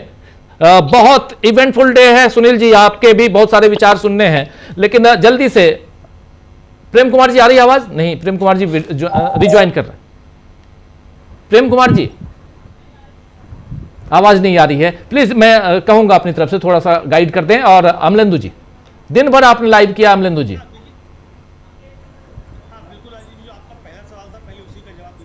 राहुल गांधी को एनडीए के, जी ठीक है, राहुल गांधी को एनडीए के सब संपर्क में क्यों नहीं रहना चाहिए घटक दलों के? बिल्कुल रहना चाहिए, और राहुल गांधी हैं। और ये अगर जगनमोहन रेड्डी, राजीव जी कह रहे हैं तो जगनमोहन रेड्डी किसी भरोसे के आधार पर कह रहे होंगे। और आपको याद होगा कि जब एनडीए की सरकार बनने जा रही थी तो हेलीपैड पे जो था वो उनकी चंद्रबाबू नायडू और रेवंत रेड्डी की मुलाकात भी हुई थी और खड़े खड़े कुछ बात भी हुई थी। वो विजुअल काफी ज्यादा आए थे कि लगभग 10-15 मिनट बैठ जो खड़े खड़े बातचीत हुई है। तो अगर जगनमोहन रेड्डी कह रहे हैं कि हॉटलाइन के जरिए संपर्क में है तो निश्चित तौर पर हॉटलाइन के जरिए संपर्क में हो सकता है। उस हॉटलाइन में पेगासस है कि नहीं है ये हमें नहीं मालूम है कि उस हॉटलाइन में पेगासस है कि नहीं है, लेकिन अगर वो कह रहे हैं कि वो संपर्क में है तो निश्चित तौर पर संपर्क में होंगे और कोई बुरी बात भी नहीं है, संपर्क में होना भी चाहिए। चूंकि राजीव जी, जो आपने भी शुरुआत में बताया कि राहुल गांधी जो मांग कर रहे हैं बिहार में एसआईआर को लेकर, उस एसआईआर को लेकर एनडीए की तरफ से सबसे पहले चुनाव आयोग में जाकर लिखित में देने वाला तेलुगु देशम है कि वहां ये एसआईआर बंद की जाए। ये उनका साफ तौर पे कहना है, वहां जाकर उन्होंने दिया है कि ये विधि विरुद्ध है और इसको बंद किया जाए, ये उन्होंने साफ तौर पर दिया है। तो अब इसको लेकर जाहिर सी बात है कि मतभेद है एनडीए के अंदर। और राजीव जी, राहुल गांधी के इस आरोप के बाद कि वोट चोरी करके नरेंद्र मोदी प्रधानमंत्री बने हैं, एनडीए के घटक दलों को भी समझ में आ रहा है कि अगर ये चुनाव आयोग सीधा हो गया तो नरेंद्र मोदी तो ग्राम प्रधानी का चुनाव नहीं जीत पाएंगे। सांसदीय और प्रधानमंत्री की बात ही छोड़ दीजिए, ग्राम प्रधानी नहीं जीत सकते नरेंद्र मोदी कहीं से। क्योंकि जैसा राहुल गांधी का कहना है कि ये तो ईवीएम के बल पर जिंदा है, ईवीएम नहीं होगी तो नहीं होंगे, यानी अगर चुनाव आयोग नहीं होगा तो नरेंद्र मोदी कैंप प्रधानी का चुनाव भी नहीं जीत सकते। और ये राजीव जी जमीनी परिस्थितियां और देश में जिस तरीके का माहौल है, इत्तेफाक की बात देखिए राजीव जी, आज सुबह जब मैं ऑफिस आ रहा था तो जिस कैब में बैठा था तो मैं ट्विटर को जो था वो खंगाल रहा था, तभी वो राहुल गांधी का एक चलने लग गया, वही वोट चोरी वाला जो था वो उसमें आ गई उसमें। तो ड्राइवर जो चला रहा था वो चलते चलते एकदम उसने वो धीमी की गाड़ी और कहा कि सरकार जाने वाली है क्या? तो मैंने कहा भाई कैसे कह रहे हो सरकार जाने वाली? उसने कहा साहब बनी तो चोरी से, इसे वोट कोई देता नहीं, ये ले कहां से आता है? यही शब्द थे राजीव जी ड्राइवर के, कैब ड्राइवर के। यानी आम आदमी राजीव जी उस तक ये बात पहुंच चुकी है कि नरेंद्र मोदी चोरी के वोटों से प्रधानमंत्री बने हुए, जनता इनको वोट नहीं देती है, जनता के वोटों से प्रधानमंत्री नहीं बने। तो ये मसला तो राजीव जी पहुंच चुका है। अब जहां तक सुप्रीम कोर्ट का सवाल है राजीव जी, वो बड़ा महत्वपूर्ण। आज हम लोगों ने दिन भर उसकी रिपोर्टिंग की, कल भी हम लोगों ने दिन भर किया, भाव भंगिमाएं भी हम लोगों ने देखी जज महोदयों की क्या थी। और हमारे साथी सुरेश गर्ग जो एडवोकेट हैं वो सुप्रीम कोर्ट से जब जुड़े, उन्होंने बताया कि जिस तरह प्रशांत भूषण अपनी बात रख रहे थे वो काफी मंद मंद मुस्कुरा रहे थे। अब उस मंद मंद मुस्कुराहट का संबंध कोई जो अभी एक डिनर दिया था हरियाणा के मुख्यमंत्री नायब सिंह सैनी साहब ने, और उसमें हमारे जस्टिस सूर्यकांत जी उस बेंच को लीड कर रहे थे, वो भी उपस्थित थे। अब उससे कोई इसका संबंध है कि उन्हें हंसी आ गई हो कि मैं उस जब ये राहुल गांधी प्रेस कॉन्फ्रेंस कर रहे थे मैं तो स्वेट डिनर में था, मैं नहीं देख पाया, शायद ऐसा कुछ कहना चाहते हो, नहीं कहा हो उन्होंने, लेकिन ये कहा उन्होंने कि वो प्रेस कॉन्फ्रेंस नहीं देख पाए, तो उस पर मुस्कुराए हो तो पता नहीं क्या है। लेकिन एक चीज तो राजीव जी इस पर से आज हम फिर कहेंगे कि सुप्रीम कोर्ट राहत दे या ना दे, कोई फैसला दे या ना दे, लेकिन अगर कोई भी फैसला आएगा, कोई भी टिप्पणी आएगी, तो ये जरूर बताना पड़ेगा सुप्रीम कोर्ट को भी कि आप अगर एसआईआर की अनुमति दे रहे हैं तो संविधान के किस प्रावधान के तहत दे रहे हैं चुनाव आयोग को, और अगर नहीं दे रहे हैं तो किस प्रावधान के अनुसार दे रहे हैं। याचिकाकर्ताओं ने बता दिया है कि चुनाव आयोग को अधिकार नहीं है ये करने का, और उन्होंने संविधान का हवाला भी दिया है, सुप्रीम कोर्ट की जो 3 जजों की खंडपीठ है लाल बाबू हुसैन मामले में उसका भी दिया है हवाला, लोक प्रतिनिधित्व अधिनियम की 1950, 1951, 1960 के जो अधिनियम है उनका भी हवाला दिया है, सारे हवाले दिए हैं। और ये भी कहा है कि भाई ये आपको बनाने का अधिकार नहीं है, ये संसद का अधिकार है और आप उसका अतिक्रमण कर रहे हैं। तो उन्होंने तो बता दिया है कि इसलिए नहीं है, लेकिन चुनाव आयोग के पास क्या है, चुनाव आयोग ने अभी तक नहीं बताया है कि उसको संविधान के किस अनुच्छेद के तहत या किस कानून के तहत ये शक्तियां प्राप्त हैं कि वो एसआईआर करा सकते, और बिना कुछ बताए नाम काट सकता है। लेकिन हलफनामा देकर कह दिया है कि हम 65 लोगों के नाम हमने काट दिए, हम आपको नहीं बता सकते। तो सुप्रीम कोर्ट को दोनों ही मामलों में राजीव जी बताना पड़ेगा कि किन संवैधानिक आधारों पर, किस कानून के आधार पर वो अनुमति दे रहे हैं या नहीं दे रहे हैं। अब देखना होगा कि जज साहिबान जो है जो देते हैं फैसला, चाहे इंटरिम आदेश देते हैं, चूंकि अभी सुनवाई तो लंबी चलेगी, ये तो जाहिर सी बात है, लेकिन जो इंटरिम आदेश देते हैं उसमें क्या बताते हैं कि चुनाव आयोग को अनुमति दे रहे हैं तो क्यों दे रहे हैं, और नहीं दे रहे हैं तो क्यों दे रहे हैं। बिल्कुल, दे रहे हैं तो क्यों दे रहे हैं, नहीं दे रहे हैं तो क्यों नहीं दे रहे हैं। और सबसे बड़ी बात कि संवैधानिकता, यहां पे संवैधानिक रूप से चुनाव आयोग सही है या गलत है, चुनाव आयोग का ये एसआईआर जो चल रहा है बिहार में वो सही चल रहा है या गलत चल रहा है, ये साबित करना है। और जितनी बहस अभी तक हुई है याचिकाकर्ताओं की तरफ से, जो वरिष्ठ वकीलों की टोली वहां पे सुप्रीम कोर्ट में मौजूद थी, वो अपनी तरफ से ये साबित कर चुकी है, ये टोली, ये पूरी टीम, कि ये पूरा का पूरा गलत है। अब आगे चुनाव आयोग डिफेंड में क्या कहता है ये कल देखना होगा। कल 11 बजे से फिर इस पर सुनवाई है, और क्योंकि जस्टिस सूर्यकांत ने कहा कि अगले सप्ताह से हमको कॉन्स्टिट्यूशन बेंच में बैठना है, इसलिए हम चाहते हैं कि जल्दी से जल्दी इस पर हम इसको क्लोज करें, इस चैप्टर को, और शायद ये कल क्लोज हो जाए। कल अगर इस पर कोई फैसला आता है तो क्या आएगा, लेकिन आज बहुत झल्लाते हुए प्रशांत भूषण ने कहा कि इस पर हमको अंतरिम राहत चाहिए। अभी तक हम लोग इसे रद्द करने की मांग कर रहे थे, आप इस पे बहस जितना कराना है कराते रहिएगा बाद में, लेकिन अंतरिम राहत चाहिए। ये डिमांड न सिर्फ प्रशांत भूषण ने, यही डिमांड डॉक्टर सिंघवी ने, और यही डिमांड गोपाल शंकर नारायण ने की थी। तो एक नहीं बल्कि 3 वकीलों ने यह डिमांड आज रख दी है, और पहली दफा याचिकाकर्ताओं की तरफ से राहत की मांग की गई है, अंतरिम राहत की मांग की गई है, और उसके अलावा चुनाव आयोग की पोल खोलकर रख दी गई है। अब देखते हैं कल क्या होता है, जस्टिस सूर्यकांत और जस्टिस बागची की बेंच क्या फैसला देती है। लेकिन उससे पहले अभी चुनाव आयोग को भी अपनी बात रखनी है, और क्या क्या नाटक होता है वहां हम सब आपको दिखाएंगे। नाटक शब्द इसलिए कोटेड इस्तेमाल कर रहा हूं, यही शब्द इस्तेमाल किया था चुनाव आयोग ने जब योगेंद्र यादव ने 2 मुर्दाओं को सो कॉल्ड उनकी तरफ से मुर्दा चुनाव आयोग की तरफ से उसको वहां जिंदा हाजिर कर दिया था। तो इस पर वही कहा था चुनाव आयोग ने कि नाटक मत कीजिए यहां पे। चलिए कल देखेंगे क्या नाटक और होता है। लेकिन प्रेम कुमार जी आपके पास आना चाहता हूं, आवाज आ रही है मेरी? जी मेरी आ रही कि नहीं? जी जी बिल्कुल बिल्कुल टनाटन आ रही है, बिल्कुल अपनी बात रखिए प्लीज। देखिए राजीव जी, ये जो पूरा वाकया चल रहा है, राहुल गांधी का प्रेस कॉन्फ्रेंस करना, अभी हाल के का प्रेस कॉन्फ्रेंस, और वोट चोरी के बारे में बताना, ये एक बिल्कुल अलग मामला है उससे जो सुप्रीम कोर्ट में एसआईआर को लेकर के सुनवाई हो रही है। लेकिन इसके बावजूद ये दोनों मामले परस्पर जुड़ते हैं। इसको हम बताना चाहते हैं कि ये परस्पर कैसे जुड़ते हैं। राहुल गांधी जो कर्नाटक के महादेवपुरा विधानसभा क्षेत्र का जो ब्यौरा रखते हैं, तो उससे वो ये बताते हैं कि वोटर लिस्ट में कुछ घालमेल हो रहा है, कुछ मिलावट हो रही है। और ये मिलावट एक जगह का उदाहरण हम रख रहे हैं, दरअसल पूरे देश में ये मिलावट हो रही है। जब राहुल गांधी ये बोलते हैं तो बीते जितने भी चुनाव हैं, हर चुनाव में ऐसी मिलावट होने का अंदेशा सामने रखते हैं, चुनाव परिणामों को बता करके उस बात की पुष्टि करते हैं कि ऐसे हुआ है। बहुत सारी बातें कि महाराष्ट्र में हमारे वोट तो घटे नहीं, लेकिन विधानसभा में हम खत्म हो गए, हमारा सुपड़ा साफ हो गया। बहुत सारे उदाहरण मध्य प्रदेश, छत्तीसगढ़, हरियाणा, तमाम तरह के उदाहरण 2024 का लोकसभा चुनाव वो रखते हैं। यानी मिलावट हो रही है, ये उन्होंने सबूत के साथ प्रेस कॉन्फ्रेंस किया है। और इसका संबंध एसआईआर से इस रूप में है कि देखो एक और मिलावट की नई टेक्निक बनाई जा रही है। एसआईआर क्या है?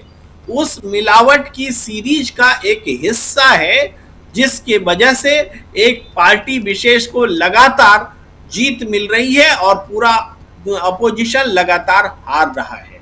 यह है इस दोनों केस के बीच का रिलेशन, जो कोर्ट की अदालत की परिसर में एस्टैब्लिश नहीं होता, या एस्टैब्लिश होने के लिए बहुत वक्त लगेगा, या उस पर अभी तो बात ही नहीं हो रही है।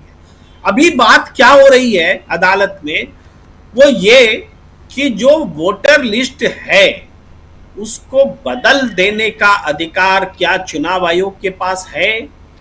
और बदल देने का मतलब क्या है कि अगर प्रेम कुमार ने एक बार वोट कर दिया है तो इसका मतलब वो वोटर है इस देश का। तो चाहे किसी भी परिस्थिति में, जब तक कि संविधान में जो व्याख्या है कि कोई सजा ना हो जाए और तमाम चीजें, उसको छोड़ करके किसी भी परिस्थिति में क्या प्रेम कुमार को वोटिंग देने से, वोटर होने से मना किया जा सकता है, नकारा जा सकता है? नहीं नकारा जा सकता है।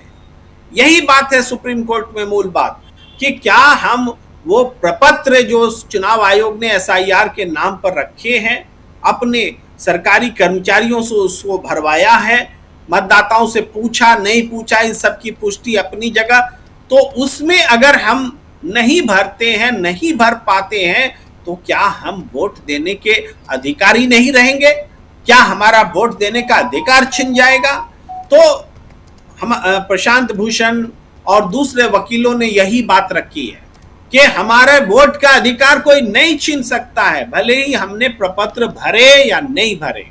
और अभी जो चीजें सामने आ रही हैं, जिसमें पता चलता है कि बड़ी संख्या में लोग वोटर लिस्ट से बाहर हैं, ये कह करके कि वो मारे गए। आपने विजुअल दिखाया, अभी दिखा रहे हैं। राहुल गांधी से जो मिलने लोग आए, उनसे बातचीत में ये तय है कि हर पंचायत में 50 के लगभग लोग ऐसे उदाहरण हैं जो कि मरे हुए घोषित कर दिए गए लेकिन जिंदा है, हर पंचायत में 50। और मैंने इस बीच में जो जानकारी इकट्ठा की, उसमें 8,471 लगभग ये हैं पंचायत हैं। तो इन पंचायतों को जब हम 50 से गुना करते हैं तो ये 4,23,000 से ज्यादा ये संख्या बनती है, यानी 4,23,000 से ज्यादा लोग कम से कम आज की परिस्थिति में जिंदा रहते हुए मृत घोषित कर दिए गए हैं और इस वजह से वोटर लिस्ट से बाहर है, ये मोटे तौर पर अनुमान दिखता है। तो ऐसा क्यों होगा? इसको इसीलिए इसको फौरन रोकिए, फौरन राहत चाहिए और सुनवाई होती रहेगी। एसआईआर सही है या गलत है, संविधान सम्मत है या नहीं है, लेकिन एक भी वोटर का वोट देने का अधिकार जाता रहेगा और हम देखते रहेंगे, ये नहीं हो सकता। यही है प्रशांत भूषण की अपील और इस बात को लोगों को समझना पड़ेगा। इसका एक और पहलू जो आपने बताया कि अनुराग ठाकुर और दूसरे तमाम लोग उस काम में लग गए हैं जो काम राहुल गांधी कर रहे हैं। बड़ा एक अच्छा संयोग है कि जो सत्ता पक्ष कर रहा है वही विपक्ष कर रहा है, जो विपक्ष कर रहा है वही सत्ता पक्ष कर रहा है, और वो है वोटर का रेक्टिफिकेशन, उसका शुद्ध अशुद्ध सही गलत होना पता लगाना। तो ये जो राहुल गांधी ने जो लड़ी लगाई है, एक तरह से ये कहिए जो चुनाव आयोग की लंका लगाई है, वो लंका अब पूरे देश में, अब हनुमान जी की पूंछ में जिस तरह से आग लगी और पूरे देश में, पूरे लंका में लगी, उसी तरीके से अब अनुराग ठाकुर और दूसरे तमाम लोग भी राहुल गांधी के ही तर्ज पर वो लंका लगाने में लग गए। और लंका लगाने का मतलब ये कोई आग जलाना नहीं होता है, लंका लगाने का मतलब है रावण की लंका का नाश करना होता है, असत्य की सत्ता का नाश करना होता है। और उस काम को आप जानते हैं कि जब रावण के ही घर में विभीषण भी पैदा लेता है और राम को सेना लाने की जरूरत नहीं पड़ती है, सेना तो पैदा हो जाती है। तो हर घर से अब राहुल निकल रहा है, हर पार्टी से अब राहुल निकल रहा है, हर गांव और पंचायत से राहुल निकल रहा है। ये काम राहुल गांधी ने किया है, ये हमें साफ तौर पर दिख रहा है। और यही कारण है कि अब किसी को भी इस बात की परवाह नहीं है कि सुप्रीम कोर्ट क्या फैसला देता है, कि चुनाव आयोग क्या करता है। करना तो तुमको वही पड़ेगा जो जनता चाहती है। जनता का एक भी इंसान का, एक भी नागरिक का वोट का अधिकार तुम छीन करके देख लो, कोई संस्था नहीं बचेगी। वोट का अधिकार जिंदा रहेगा तभी कोई संस्थान है। अगर वोट का अधिकार खत्म हो गया, किसी संस्थान का कोई मतलब नहीं रह जाता है।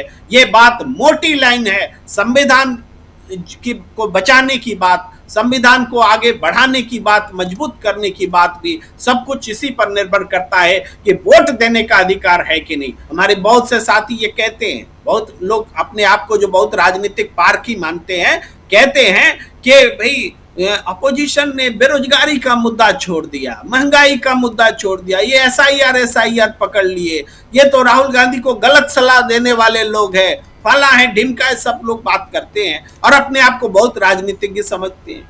लेकिन राहुल गांधी जो कर रहे हैं, देखिए, उनको 20 करोड़ से ज्यादा लोगों ने उनके प्रेस कॉन्फ्रेंस को देखा, और जिसको नहीं देखना था वो चीफ जस्टिस ऑफ इंडिया ने उसको नहीं देखा। समझिए वो काहे वो उस कुर्सी पर बैठे हैं जो जिसको पूरा देश देख रहा है, उसको चीफ जस्टिस ऑफ इंडिया नहीं देख रहा है। ये भाई धृतराष्ट्र को भी सब कुछ दिखता था, ऐसा नहीं है कि द्रौपदी का चीरहरण धृतराष्ट्र को दिख नहीं अभी रहा वो सीजीआई होने वाले हैं। धृतराष्ट्र को भी दिख रहा था चीरहरण, और जब धृतराष्ट्र को युद्ध देखने की मंशा हुई तो उसने संजय को पैदा कर लिया अपने साथ में।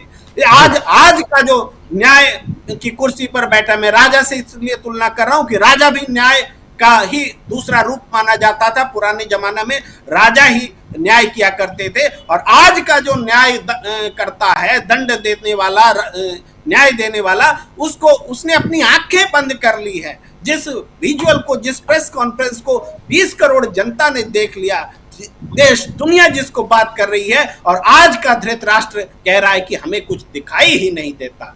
शर्म है, हमें शर्म आती है कि ऐसा राजा, ऐसा दंड देने वाला, ऐसा न्याय करने वाला व्यक्ति ऐसे सिंहासन पर बैठा है। बहुत शर्म की बात है। जी राजीव जी, बहुत कुछ, बहुत इवेंटफुल डे मैं पहले से बता रहा हूं। सुनील शुक्ला जी हमारे साथ जुड़े हुए हैं। सुनील जी, एक तरफ सुप्रीम कोर्ट में सुनवाई, और सच बताऊं तो बहुत सारे वोट देने का जो अधिकार है उससे संबंधित बहुत सारी ऐसी बारीकियां जो मुझे सचमुच भी पता नहीं थी, वोटर कार्ड बना लिए, वोट देने चले गए, बस इतना ही जानता था। लेकिन आज जो चीजें जो वकीलों ने, वरिष्ठ वकीलों ने बातें बताई हैं कि अगर आपका वोटर लिस्ट बन गया, वोटर लिस्ट में आपका नाम आ गया, तो काटने का अधिकार चुनाव आयोग का भी नहीं है। अपने दम पे चुनाव आयोग बिना बताए हुए आपका नाम वहां से हटा नहीं सकता। तो ये तो बहुत बड़ा, और ये कानून बना हुआ है, ये कानून है जो संसद में बना, संसद से पास हुआ है। तो और ये इस पे आएंगे, लेकिन दो महत्वपूर्ण बातें हैं। महत्वपूर्ण बात यह है कि क्यों नहीं राहुल गांधी, जो सवाल मैं पहले भी पूछ रहा था आप लोगों से ही, राहुल गांधी क्यों नहीं विपक्ष के नेता होने के नाते सत्ता पक्ष के नेताओं से संपर्क में रहेंगे? वो तो चाहेंगे कि जल्दी से जल्दी सरकार गिरे, उसमें क्या बुराई है? एक बात ये। और आप देखिए दुष्यंत चौटाला कांग्रेस पार्टी राहुल गांधी की तारीफ कर रहे हैं, कह रहे हैं श्वेत पत्र लाए। राहुल गांधी की डिमांड, राहुल गांधी के इस एक्सपोज किया उन्होंने, एटम बम जो मारा है, छोड़ा है, उस पे वो उनका साथ देते हुए नजर आ रहे हैं। तीसरी बात यहां महत्वपूर्ण कि बीजेपी के लोग ही सही अलग अलग निकल के आप राहुल गांधी को यहां डिफेम करने के लिए, उनके जो ये खुलासा है उस खुलासे को ढकने की कोशिश करने के चक्कर में वो क्या चुनाव आयोग को नहीं घेर रहे हैं? क्या वो भी चुनाव आयोग को एक्सपोज नहीं कर रहे हैं? दो तीन महत्वपूर्ण बातें हैं, जरा आपके सामने रखना चाहता हूं, आपके विचार उस पर सुनना चाहता हूं। और चौथी जो इंपॉर्टेंट बात है कि बिहार चुनाव सामने है, अब दो महीने ये खत्म हो रहा है, अक्टूबर फर्स्ट वीक में चुनाव की घोषणा होनी है, 22 नवंबर से पहले बिहार में सरकार बननी है। इसलिए भी बहुत कुछ यहां पर बदलते हुए दिखाई नहीं देता। सुनील शुक्ला जी। धन्यवाद राजीव जी। आपका जो ये अंतिम सवाल है यही सबसे ज्यादा महत्वपूर्ण है। चुनाव सिर पे है और आप मतदाता सूची नए सिरे से बना रहे हैं। अगर आप किसी चुनाव में किसी उम्मीदवार के, विधानसभा चुनाव या लोकसभा के चुनाव में किसी उम्मीदवार के अगर आप संचालक रहे होते तो आपको पता होता कि मतदाता सूची कितनी महत्वपूर्ण है। यह मतदाता सूची इतनी महत्वपूर्ण है कि किसी को आप चुनाव लड़ने से रोक सकते हैं। अगर उसका नाम मतदाता सूची में नहीं है तो उम्मीदवार नहीं हो सकता। नामांकन के साथ मतदाता सूची की एक प्रति उसको लगानी पड़ती है कि मैं निर्वाचन आयोग की मतदाता सूची में मेरा नाम शामिल है। आज जो स्थिति पैदा हो रही है, सामान्य मतदाताओं के साथ साथ ये भी बड़ा सवाल है, अपने प्रतिद्वंदियों को चुनाव मैदान से बाहर रखने की साजिश है। अगर आपका नाम मतदाता सूची से कट गया, आपने अपील की और इसके पहले चुनाव की घोषणा हो गई, कुछ नहीं हो सकता। यह नियम है कि चुनाव की प्रक्रिया शुरू हो जाने के बाद उसमें न्यायिक हस्तक्षेप भी खत्म हो जाता है।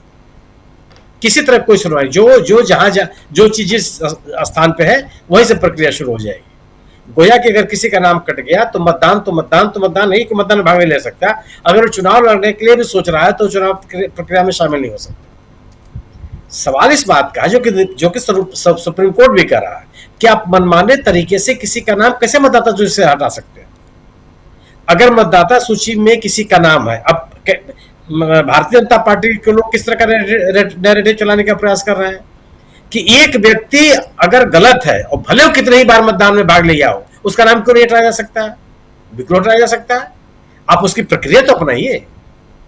अगर एक व्यक्ति 10 चुनाव में, 5 चुनाव में, 4 चुनाव में, 2 चुनाव में भाग लिया, उसने मतदान किया, तो उसका नाम वो क्यों हटा देंगे आप?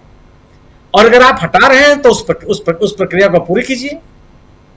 किसी भी चुनाव में कभी भी मतदाता सूची में शामिल होने के लिए नागरिक सिद्ध करने की जिम्मेदारी आम आदमी को कभी नहीं होती थी। ये नई स्थिति है, कभी नहीं मांगा गया।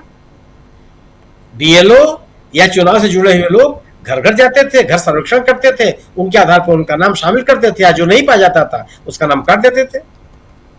कहीं भी हम भी मतदाता हैं, आप भी अब जगह बदल करके मतदाता बने होंगे, कभी हमसे नहीं मांगा गया कि आप अभिलेख दीजिए, अभिलेख दीजिए। केवल फोटो मांगेंगे, अधिक से अधिक बार निवास के लिए आधार कार्ड दे दीजिए, दस्तखत कर दीजिए, काम खत्म। या ऑनलाइन इस प्रक्रिया को पूरी कर दीजिए आप। लेकिन निर्वाचन आयोग जो कर रहा है वह कहीं से भी संवैधानिक नहीं है, और वह कम से कम आम मतदाता के हित में नहीं है। चुनाव की प्रक्रिया में अधिकाधिक लोगों की भागीदारी सुनिश्चित करने का यह प्रयास नहीं है। यह बात सबके समझ में आ रही है। राहुल गांधी ने जो सवाल पैदा किया उसका जवाब ये नहीं है जो अनुराग ठाकुर दे रहे हैं। अनुराग ठाकुर जो सोनिया गांधी का उल्लेख कर रहे हैं उसका पूरा कानूनी परीक्षण हो चुका है, न्यायालय में खारिज हो चुकी चीजें जो आरोप लगाए थे सोनिया गांधी के खिलाफ, अब आप नए लेकर के चले आए और आप 11 साल से सत्ता में हैं। अगर ये आपकी जानकारी में था तो आप सोनिया गांधी के खिलाफ कार्रवाई करते।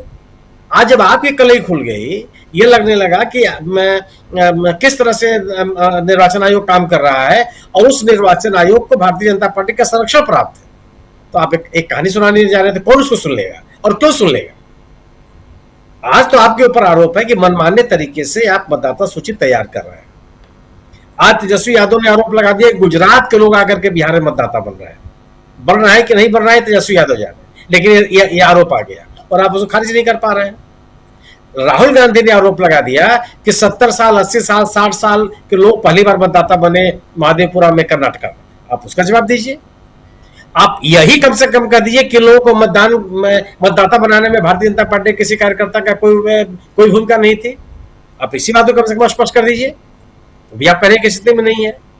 तो जो आरोप लगा रहे हैं कि रायबरेली में इतने लोग हो गए हैं, यहाँ के लोग उतने हो गए, वायनाड में इतने हो गए, तो आप क्या कर रहे थे? अभी तो राजनीतिक दल थे। राहुल गांधी ने तो उन सभी चीजों को सामने रखा और आज आप जो सवाल पैदा कर रहे हैं वह सवाल इसलिए वाजिब नहीं है कि आपकी जानकारी में चीजें थी तो आपको पहले रहना चाहिए था, और या फिर आप राहुल गांधी के साथ खड़े दिखाई पड़ी है। आपकी अगर शिकायत है कि वायनाड में भी ऐसे लोग हैं जो एक ही पते पर 20 लोग 30 लोग 40 लोग मतदाता बने हुए हैं, फिर आप कहिए कि राहुल गांधी जो आरोप लगा रहे हैं वो सही है, मतदाता सूची में गड़बड़ियां हुई हैं। आप इसके काउंटर में आरोप लगा के बच नहीं सकते, इसलिए कि वायनाड से प्रियंका गांधी सांसद हैं और वहां मतदाता सूची में गड़बड़ी हुई है, तो इसलिए आप कांग्रेस को घेर लेंगे, संभव नहीं है। फिर आप राहुल गांधी के साथ खड़े दिखाई पड़िए, जो संभव नहीं है बीजेपी के लिए। राहुल गांधी ने जो सवाल पैदा कर दिया है, यह सवाल सामान्य सवाल नहीं है, जो लोग बार बार वो कह भी रहे हैं कि राजनीतिक सवाल नहीं है, यह संविधान बचाने का सवाल है। अगर एक सामान्य मतदाता को, जो इस संविधान के मूल में है, सार्वभौमिक मतदान का अधिकार, जो कोई भी एडल्ट है, जो भी मतदान करने की उम्र पूरी कर लिया है, वो मतदाता है, उसको मतदाता सूची में शामिल होने का अधिकार है। उसको कोई अभिलेख देने का उसकी जिम्मेदारी नहीं बनती है। अगर बीएलओ को कोई संदेह पैदा हो रहा है तो वो अपने स्तर से परीक्षण करे। आप इस अधिकार को छीन रहे हैं। सरकार बनाने की प्रक्रिया में शामिल होने के लिए एक आम मतदाता के पास, एक आम नागरिक के पास केवल मतदान की प्रक्रिया में भागीदार होना ही, फिर शामिल होना ही एक अधिकार बचा हुआ, आप उसे छीनना चाहते हैं।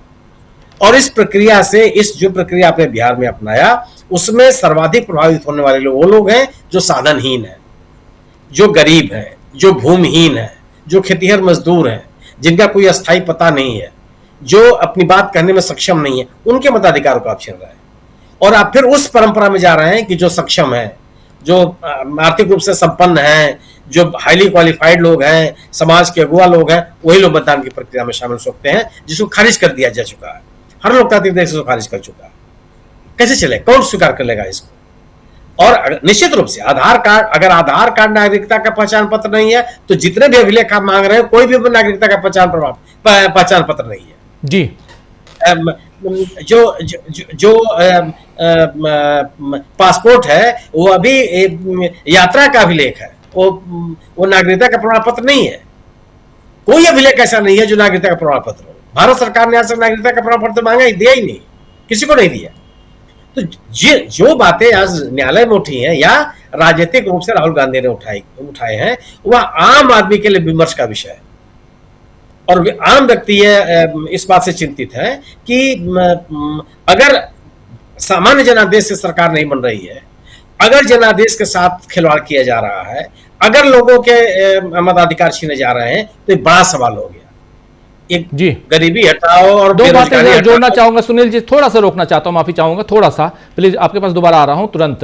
एक तो ये देखिए, ये तस्वीर, ये वोट चोर आयोग का दफ्तर सामने है, ये चुनाव आयोग, दिल्ली निर्वाचन आयोग के दफ्तर के आगे ये कांग्रेस यूथ विंग ने ये पोस्टर लगाया है, दिल्ली प्रदेश कांग्रेस के कार्यकर्ताओं ने, दिल्ली यूथ कांग्रेस के कार्यकर्ताओं ने। एक तो ये है, ये तस्वीर जो धीरे धीरे अब सड़कों पे कांग्रेस के कार्यकर्ता, दूसरे दलों के कार्यकर्ता भी, आप देख लीजिए बिहार में उधर तेजस्वी यादव ने आज प्रेस कॉन्फ्रेंस करके बताया ही है कि क्या कुछ उधर हो रहा है। दूसरी एक बहुत महत्वपूर्ण जानकारी आई है, सुप्रिया श्रीनेत ने इस वक्त अभी ट्वीट किया। उस ट्वीट में उन्होंने साफ साफ लिखा है कि पुणे कोर्ट में जो एडवोकेट ने बताया कि राहुल गांधी को जान से मारने का खतरा है, इसलिए वो नहीं आ पा रहे हैं, इस बात से राहुल गांधी ने घोर आपत्ति जताई है।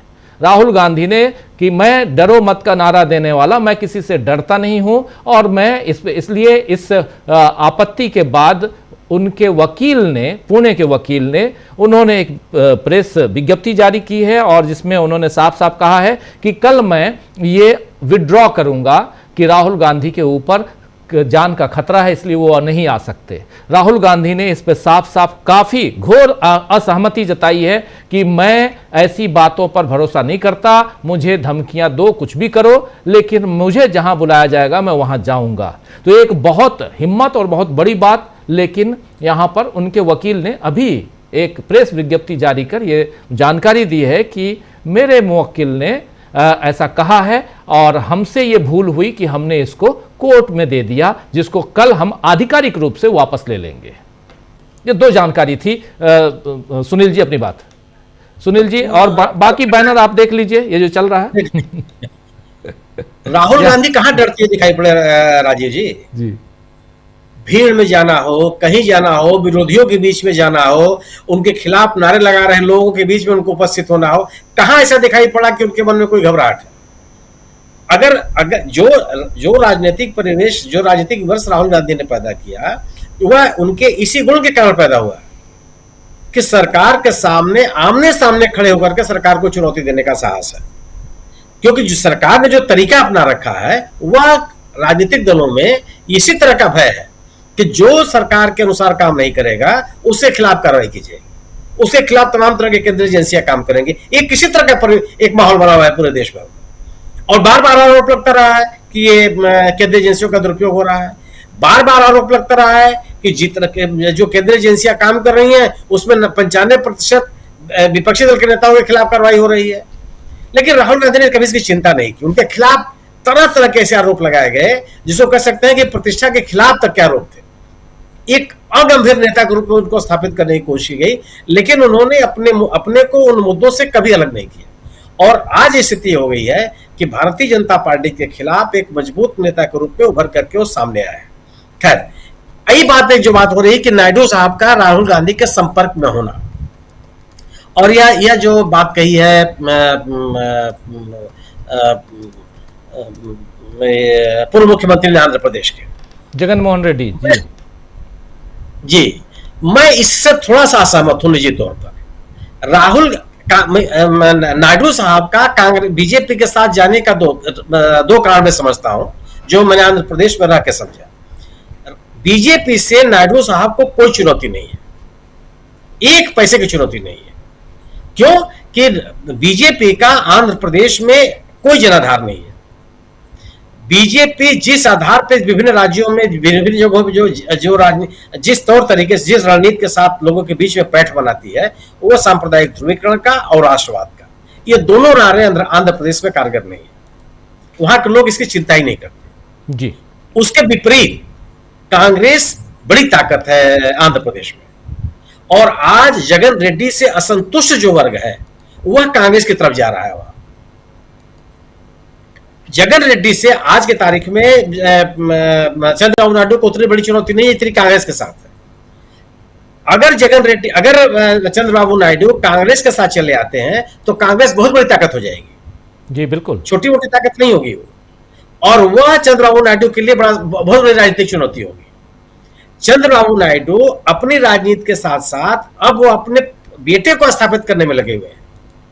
कांग्रेस की बढ़ती हुई राजनीतिक ताकत उनके इस राजनीतिक ध्येय को कमजोर करती है।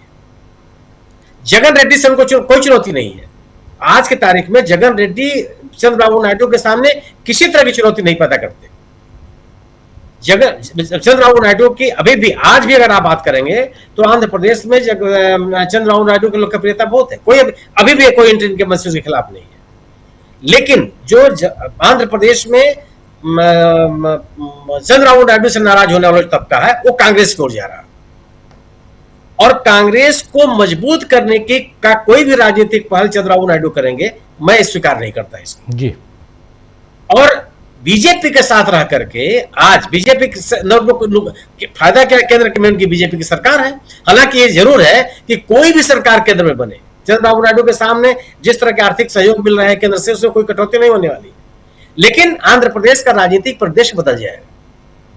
कांग्रेस एक मजबूत राजनीतिक ताकत के रूप में आएगी जो चंद्रबाबू नायडू के लिए चुनौती होगी, और वह राजनीतिक स्थिति पैदा करेंगे चंद्रबाबू नायडू, मुझे स्वीकार करने में सुविधा है। यह जो जगन रेड्डी का बयान है, वह बयान जो लोग चंद्रबाबू नायडू या उनसे संतुष्ट लोग कांग्रेस की तरफ जा रहे हैं, उनको रोकने की कोशिश है। क्या आप मुझको छोड़ के मत जाइए, अभी भी चंद्रबाबू नायडू के खिलाफ लड़ने वाली जो ताकत है वो जगन रेड्डी की है। यह संदेश देने की कोशिश है। बिल्कुल बिल्कुल बिल्कुल आप सही कह रहे हैं। जी सुनील जी आता हूं, और बहुत महत्वपूर्ण चर्चा, और इसमें चंद्रबाबु नायडू की बात हो, चाहे यहां जगनमोहन रेड्डी की बात हो, लेकिन राहुल गांधी केंद्र में हैं, सेंटर पॉइंट में राहुल गांधी हैं। डॉक्टर साहब, एक बार जल्दी से आपके पास दोबारा आना चाहता हूं। डॉक्टर राकेश पाठक जी हमारे साथ, शायद वीडियो उनका डाउन है। चलिए प्रेम कुमार जी जल्दी से आपके पास। यहां पर सेंटर पॉइंट राहुल गांधी, चाहे चुनाव आयोग की बात हो, SIR की बात हो, सुप्रीम कोर्ट की बात हो। सुप्रीम कोर्ट में भी आज राहुल गांधी की चर्चा हो गई, उनकी प्रेस कॉन्फ्रेंस की चर्चा हो गई, हर तरफ। डॉक्टर साहब आ गए हैं, डॉक्टर राकेश पाठक जी आपके पास। जरा centre point of Rahul Gandhi, क्यों सेंटर पॉइंट में राहुल गांधी हैं चर्चा में? किसी भी चर्चा में राहुल गांधी सेंटर पॉइंट में। बीजेपी घेर रही है चुनाव आयोग को, बीजेपी चुनाव आयोग को घेर रही है, लेकिन राहुल गांधी को सामने ला रही है। आप देख लीजिए, राहुल गांधी का सेंटर पॉइंट में आना बीजेपी के लिए, नरेंद्र मोदी के लिए, और ये जो सरकार 2024 के बाद जो सरकार बनी है, 4 जून 2024 को 240 सीटों वाली जो नरेंद्र मोदी की पार्टी है, उसके लिए कितनी चुनौती आज इस वक्त देखते हैं आप, डॉक्टर राकेश पाठक जी? राहुल गांधी आज की भारत की राजनीति में नरेंद्र मोदी के बाद सबसे ज्यादा लोकप्रिय नेता हैं, सबसे ज्यादा सक्रिय नेता। भारतीय जनता पार्टी का उनसे परेशान होना स्वाभाविक, क्योंकि उसने हजारों करोड़ रुपए खर्च करके जिस ब्रांड को राहुल गांधी नाम के एक चमकदार सिक्के को खोटा सिक्का बताने की कोशिश की, वो सारे हजारों करोड़ रुपए पानी में चले। इसलिए अब राहुल गांधी जो वोटर लिस्ट का मुद्दा लेकर आए, भारतीय जनता पार्टी भी अब उसी लाइन पर चलने की तैयारी में दिखाई दे रही। अब तक तो चुनाव आयोग को बचा रही थी, अब अनुराग ठाकुर कह रहे हैं हाँ गड़बड़ी है। तो ये राहुल गांधी की बहुत बड़ी सफलता है। बहुत अच्छा हुआ कि आपने अभी राहुल गांधी की तरफ से जो नाराजगी आई है, सुप्रिया सुले का ट्वीट बता दिया।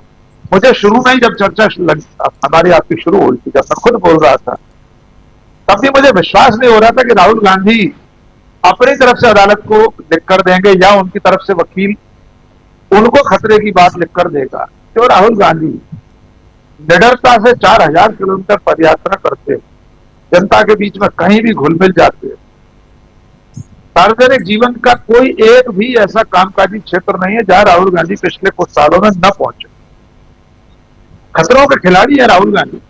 विरासत में उन्हें अपनी दादी और पिता का शहादत से भरा हुआ इतिहास मिला है। तो अच्छा हुआ सुप्रिया सुले ने बता दिया कि राहुल गांधी नाराज है अपने वकील से और कल वो दरखास्त वापस ली जाएगी।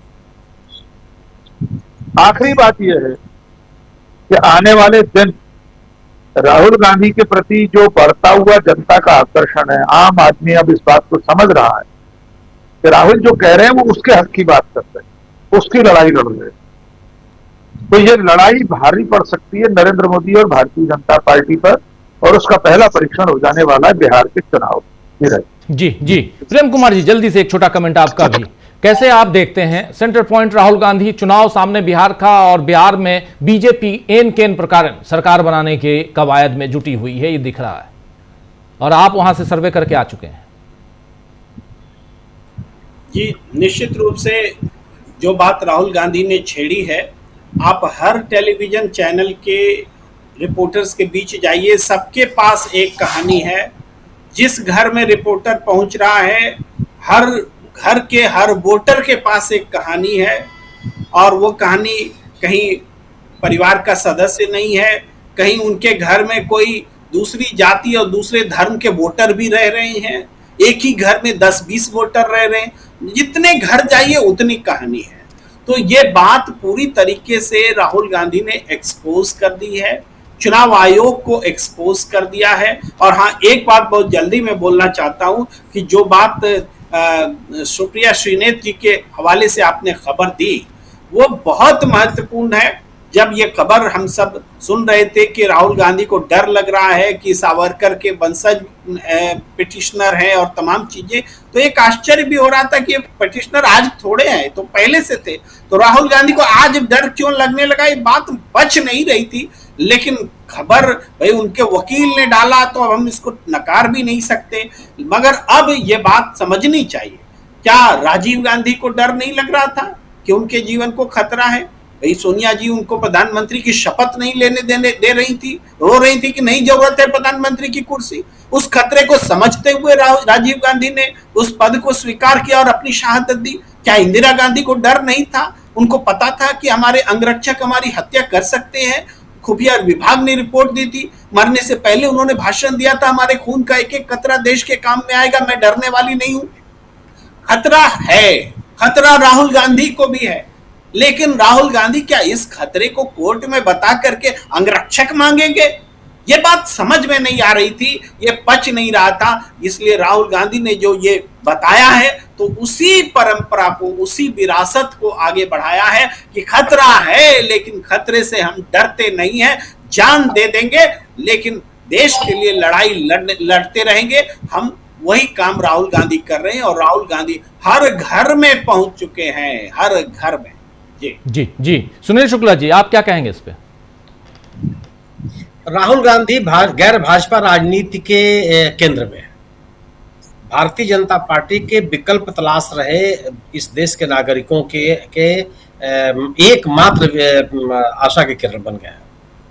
एक ऐसे व्यक्ति के रूप में उन्होंने अपने आप को स्थापित किया है जो अब भारतीय जनता पार्टी की नीतियों और काम करने के तौर तरीकों के खिलाफ लड़ाई में किसी तरह की शिथिलता बरतने के लिए तैयार नहीं।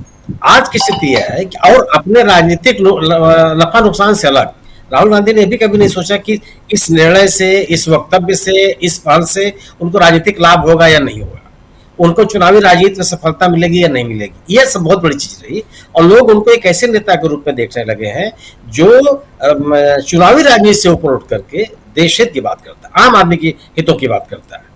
तो एक जो विश्वसनीयता हासिल की है राहुल गांधी ने, वह एक बड़ी उपलब्धि है।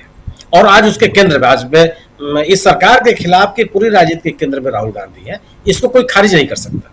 और राहुल गांधी ने उन विषयों को उठाया जिसे जो सीधे सीधे इस देश के तंत्र को प्रभावित करता है, जिससे आम आदमी के अधिकार सुरक्षित होते हैं, जिनमें सेंध लगाने की कोशिश की जा रही है, जिस पर सरकार भी मौन है। तो यह जो विश्वसनीयता है, ये बड़ी चीज है। और आप जब राजीव गांधी की सुरक्षा कम की गई थी, याद कीजिए, राजीव गांधी ने कोई आपत्ति नहीं की, एक बार भी नहीं कहा कि आप मुझको रखेंगे कि नहीं रखेंगे, एक बार भी कोई बात नहीं कही। राहुल गांधी की जब एसपीजी की सुरक्षा वापस ली गई थी, राहुल गांधी ने कोई प्रतिक्रिया नहीं दी, ये कभी नहीं कहा कि आप एसपीजी की सुरक्षा वापस लेकर के मेरे और मेरे परिवार को, मेरी माता जी को की जान खतरे में आप डाल रहे हैं। ठीक है, जो आप देना चाहे दीजिए, न देना चाहे मत दीजिए। जब इनका मकान छीन लिया गया, शहर जाकर के उन्होंने सरेंडर कर दिया, उस समय भी इनके सामने सुरक्षा का सवाल था। एक अति सुरक्षित व्यक्ति से जब अगर आप अति सुरक्षित इलाके से उसका मकान खाली करा लेंगे तो कहां जाएगा वो? क्या 2 कमरे के फ्लैट में जाके कहीं रहने लगेगा? तब उसकी सुरक्षा को कंप्रोमाइज आप नहीं कर रहे थे, लेकिन तभी राहुल गांधी ने कुछ नहीं कहा। तो इनकी निर्भीकता, अपने मुद्दों की स्पष्टता, मुद्दों को लेकर के उनकी निरंतरता और आम लोगों से जुड़े रहने का एक संकल्प, यह आज राहुल गांधी की ताकत है। और मैं कई मामलों में तो मानता हूं कि आज कई इलाकों में, कई विषयों पर नरेंद्र मोदी से ज्यादा लोकप्रियता राहुल गांधी की है। राहुल गांधी कोई नरेंद्र मोदी के बाद के लोग लगातार उनकी लोकप्रियता बढ़ रही है। जी अगर कहीं अब देश का कई ऐसा इलाका है जहां पे राहुल गांधी नरेंद्र मोदी जी से ज्यादा पॉपुलर नेता स्थापित है और शून्य से बढ़ने वाले व्यक्ति राहुल गांधी कौन इस देश से गंभीरता से ले रहा था। 2014 याद कर लीजिए, 2015 याद कर लीजिए, 2016 याद कीजिए, 2019 याद कर लीजिए। एक ऐसे नेता के रूप में उनकी पहचान बना दी गई थी जो गंभीर ही नहीं है, जिसको राजनीति से कोई मतलब ही नहीं है, जो रिलक्टेंट पॉलिटिशियन है। ये इसके बावजूद आज सर्वाधिक विश्वसनीय नेता के रूप में अपने आप को स्थापित किया और राजनीतिक कार्यक्रमों के माध्यम से, भावनात्मक मुद्दों पर नहीं। यह करके राहुल गांधी ने विश्वसनीयता नहीं बनाई है कि हमारे घर में कितने बलिदान हुए। वह उनकी उस थाती से के साथ साथ मुद्दों के आधार पर लोगों के बीच में जाकर के अपनी विश्वसनीयता हासिल की है। तो सामान्य बात नहीं है। सरकार विरोधी या विपक्ष की राजनीति का या बीजेपी के विकल्प की जो भी राजनीति है उसके केंद्र में राहुल गांधी जी, और वह उनकी जनता के बीच में जो विश्वसनीयता है वह उसका आधार है। और इस विश्वसनीयता का आधार जनता से उनका, जनता के मुद्दों के साथ उनका लगाव और उन मुद्दों के साथ लगातार लड़ते रहने की क्षमता है। जी जी, बिल्कुल बिल्कुल। क्लोजिंग कमेंट जरा जल्दी से अमलेंदु जी कैसे आप देखते हैं यहाँ जब चर्चा चाहे जगन मोहन रेड्डी करें तो राहुल गांधी की चर्चा, अगर दुष्यंत कर रहे हैं दुष्यंत तो वो भी दुष्यंत चौटाला की बात कर रहा हूँ, वो भी राहुल गांधी की, उधर तेजस्वी यादव और इंडिया गठबंधन के लोग तो करते ही हैं। जो लोग इंडिया गठबंधन में नहीं हैं वो भी आज अगर राहुल गांधी की चर्चा कर रहे हैं तो इसका मतलब है कि अब देश की सियासत में एक नई हलचल पैदा हो गई है। क्या ये माना जाए? निश्चित तौर पर राजीव जी, देश की राजनीति में नई हलचल तो पैदा हो ही गई है और राहुल गांधी ने जो सवाल खड़े किए हैं उससे बीजेपी के अंदर भी बड़ी हलचल पैदा हो गई है। यानी बीजेपी का जो कहा जाए जो कोटरी है वो काफी ज्यादा इस समय हिल रही है राजीव जी। वहाँ प्लेटें सरक रही हैं बहुत तेजी के साथ और आप देख सकते हैं कि थोड़े बहुत दिनों में ही जो है वहाँ बहुत तेजी के साथ भूकंप और सुनामी सब कुछ जो है वो देखने को बीजेपी के अंदर मिले। क्योंकि अब लोगों को समझ में आने लगा है बीजेपी के अंदर भी कि नरेंद्र मोदी जो है वो राजीव कुमार और ज्ञानेश कुमार की कहा जाए सहृदय से जो है वो बने हुए हैं प्रधानमंत्री। तो और अब ये मांग साफ साफ उठ रही है राजीव जी कि राजीव कुमार जो है उनको गिरफ्तार किया जाए। तृणमूल कांग्रेस ने साफ साफ मांग कर दी है। सोशल मीडिया पर लोग एक अफवाह भी फैला रहे हैं, कुछ यूट्यूबर्स ने भी अफवाह फैलाई है कि राजीव कुमार जी देश छोड़कर भाग गए हैं, कहीं और चले गए हैं। अब वो खैर जो व्यूज बटोरने के लिए करते हैं उनको छोड़ दीजिए, क्या है क्या नहीं है, लेकिन जब तक मोदी जी प्रधानमंत्री तब तक राजीव कुमार जी भाग कर क्यों जाएंगे, और जब तक ज्ञानेश कुमार जी मुख्य चुनाव आयुक्त हैं तब तक मोदी जी अभी एकदम से कैसे छोड़कर चले जाएंगे। तो ये तो जो एक साधारण समझ होनी चाहिए, क्योंकि जो गठबंधन है बहुत तगड़ा गठबंधन है चुनाव आयोग भारतीय जनता पार्टी का। और राजीव जी अगर मोदी जी चोरी के वोटों से प्रधानमंत्री बने हुए हैं तो ये चुनाव आयोग तो महोदय कौन सी ईमानदारी के वोटों से बने हुए हैं, ये भी तो जो बेईमानी के वोटों से बने हुए हैं, इनका भी मामला सुप्रीम कोर्ट में है। तो कुल मिला के बहुत उठा पटक राजीव जी भारतीय जनता पार्टी की अंदरूनी राजनीति में भी है। देश में तो राजनीति में उठापटक है ही और देश देख रहा है कि नरेंद्र मोदी को जनता का समर्थन हासिल नहीं है। जिस तरीके से अब ये बात राजीव जी आम आदमी को समझ में आने लगी है कि दो मित्रों का भला करने के लिए नरेंद्र मोदी ने पूरा देश बेच दिया है, ये बात आम आदमी के पास पहुंच चुकी है। आम आदमी यही सोच रहा है और कह रहा है कि इनको हटाओ, अगर भारत को बचाना है, अगर देश को बचाना है तो नरेंद्र मोदी को हटाना होगा, बीजेपी को हटाना होगा। जी, लेकिन अभी चुनाव है नहीं, बात तो ये भी है ना, लोकसभा का चुनाव 2029 में होगा नरेंद्र मोदी को अगर हटाना है तो। लेकिन बहुत कुछ बिहार के चुनाव पर के बाद देखने को मिलेगा और इसका असर बिहार पे पड़ सकता है। इसकी शुरुआत बिहार से हो सकती है, ये कह सकते हैं।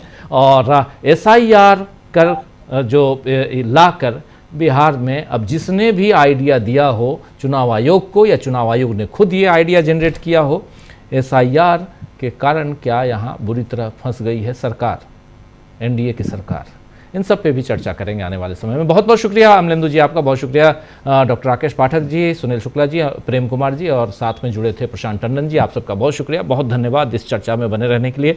आप तमाम साथियों आप सबका भी शुक्रिया अदा करता हूँ। अशोक खाखोलिया जी हमारे साथ बने हुए, मोदी का चुनाव आयोग मशीनरी द्वारा लिख रहे हैं जिंदा को मुर्दा और मुर्दा को जिंदा करने की मशीन का किया आविष्कार। आपकी एनर्जी को सैल्यूट कह रहे हैं हम, हर लाइव हम देखते हैं। अशोक खाखोलिया जी बहुत बहुत शुक्रिया। आप लोगों के प्यार से ये एनर्जी बरकरार रहती है, थकान बिल्कुल नहीं लगती, थकावट बिल्कुल दूर रहती है, इसलिए क्योंकि आप लोगों का प्यार मिलता है इतना ज़्यादा। इसलिए आप लोग जुड़िए, ज़्यादा से ज़्यादा लोगों के बीच अच्छी बातें पहुंचाने की कोशिश करें। रॉयल सफारी भी हमारे साथ जुड़े हुए हैं, लिख रहे हैं सबसे ज़्यादा डर का माहौल बना दिया गया था, उस समय राहुल ने ना डरना सिखाया था, वो राहुल भला किसी से क्या डरेगा। बिल्कुल आप सही कह रहे हैं रॉयल सफारी जी। गौरव जानवर भी हमारे साथ हैं, गौरव जी भी हमारे साथ और गुजरात से हैं। और फिर शाहिद नईम साहब भी हैं, दीपक शिंदे जी हमारे साथ हैं, इमरान खान साहब हमारे साथ जुड़े हुए हैं, लिख रहे हैं राजीव कुमार हिमालय में शुद्धिकरण कर रहे हैं। किशोरी लाल जी भी हमारे साथ बने हुए, अशोक जी भी बने हुए हैं और ऐसे उदय प्रसाद सिंह अशोकनगर पटना बिहार से भी जुड़े हुए हैं। राहुल गांधी देश के एक निर्भीक, बहादुर, समाजवादी और ईमानदार नेता हैं, लिख रहे हैं उदय प्रसाद जी। और राजेश कुमार धनखड़ साहब सबको नमस्कार कर रहे हैं। परमार बाबूलाल जी भी हैं, गुड नाइट लिख रहे हैं। समीर मलिक जी गुड नाइट लिख रहे हैं और अशरफ अली साहब भी गुड नाइट। विजय त्रिपाठी जी गुड इवनिंग लिख रहे हैं एक को। और अफसर अली साहब लिख रहे हैं कि राहुल गांधी खंडन का खून है, बलिदान देने वाले लोगों में से हैं तो डरेंगे कैसे। सलाम है राहुल गांधी को। अंजलि देश पांडे जी हमारे साथ हैं, शुभ रात्रि, आपको भी शुभ रात्रि अंजलि जी। और ऐसे ही इंद्रजीत निषाद जी भी हमारे साथ हैं। मोदी कुर्सी नहीं छोड़ेंगे, उनसे आगे कोई न हो, चाहे जो करना पड़े। मुरली मनोहर जोशी ये लिख रहे हैं, इंद्रजीत निषाद जी। और फिर किशोरी लाल जी भी हमारे साथ बने हुए हैं। तमाम साथी हमारे साथ बने हुए, बहुत सारे साथियों के कमेंट नहीं ले पा रहा हूँ, बनवालो भी हमारे साथ बने हुए हैं। सब्सक्राइबर साथ में हैं, किशोरी लाल, अंजलि जी और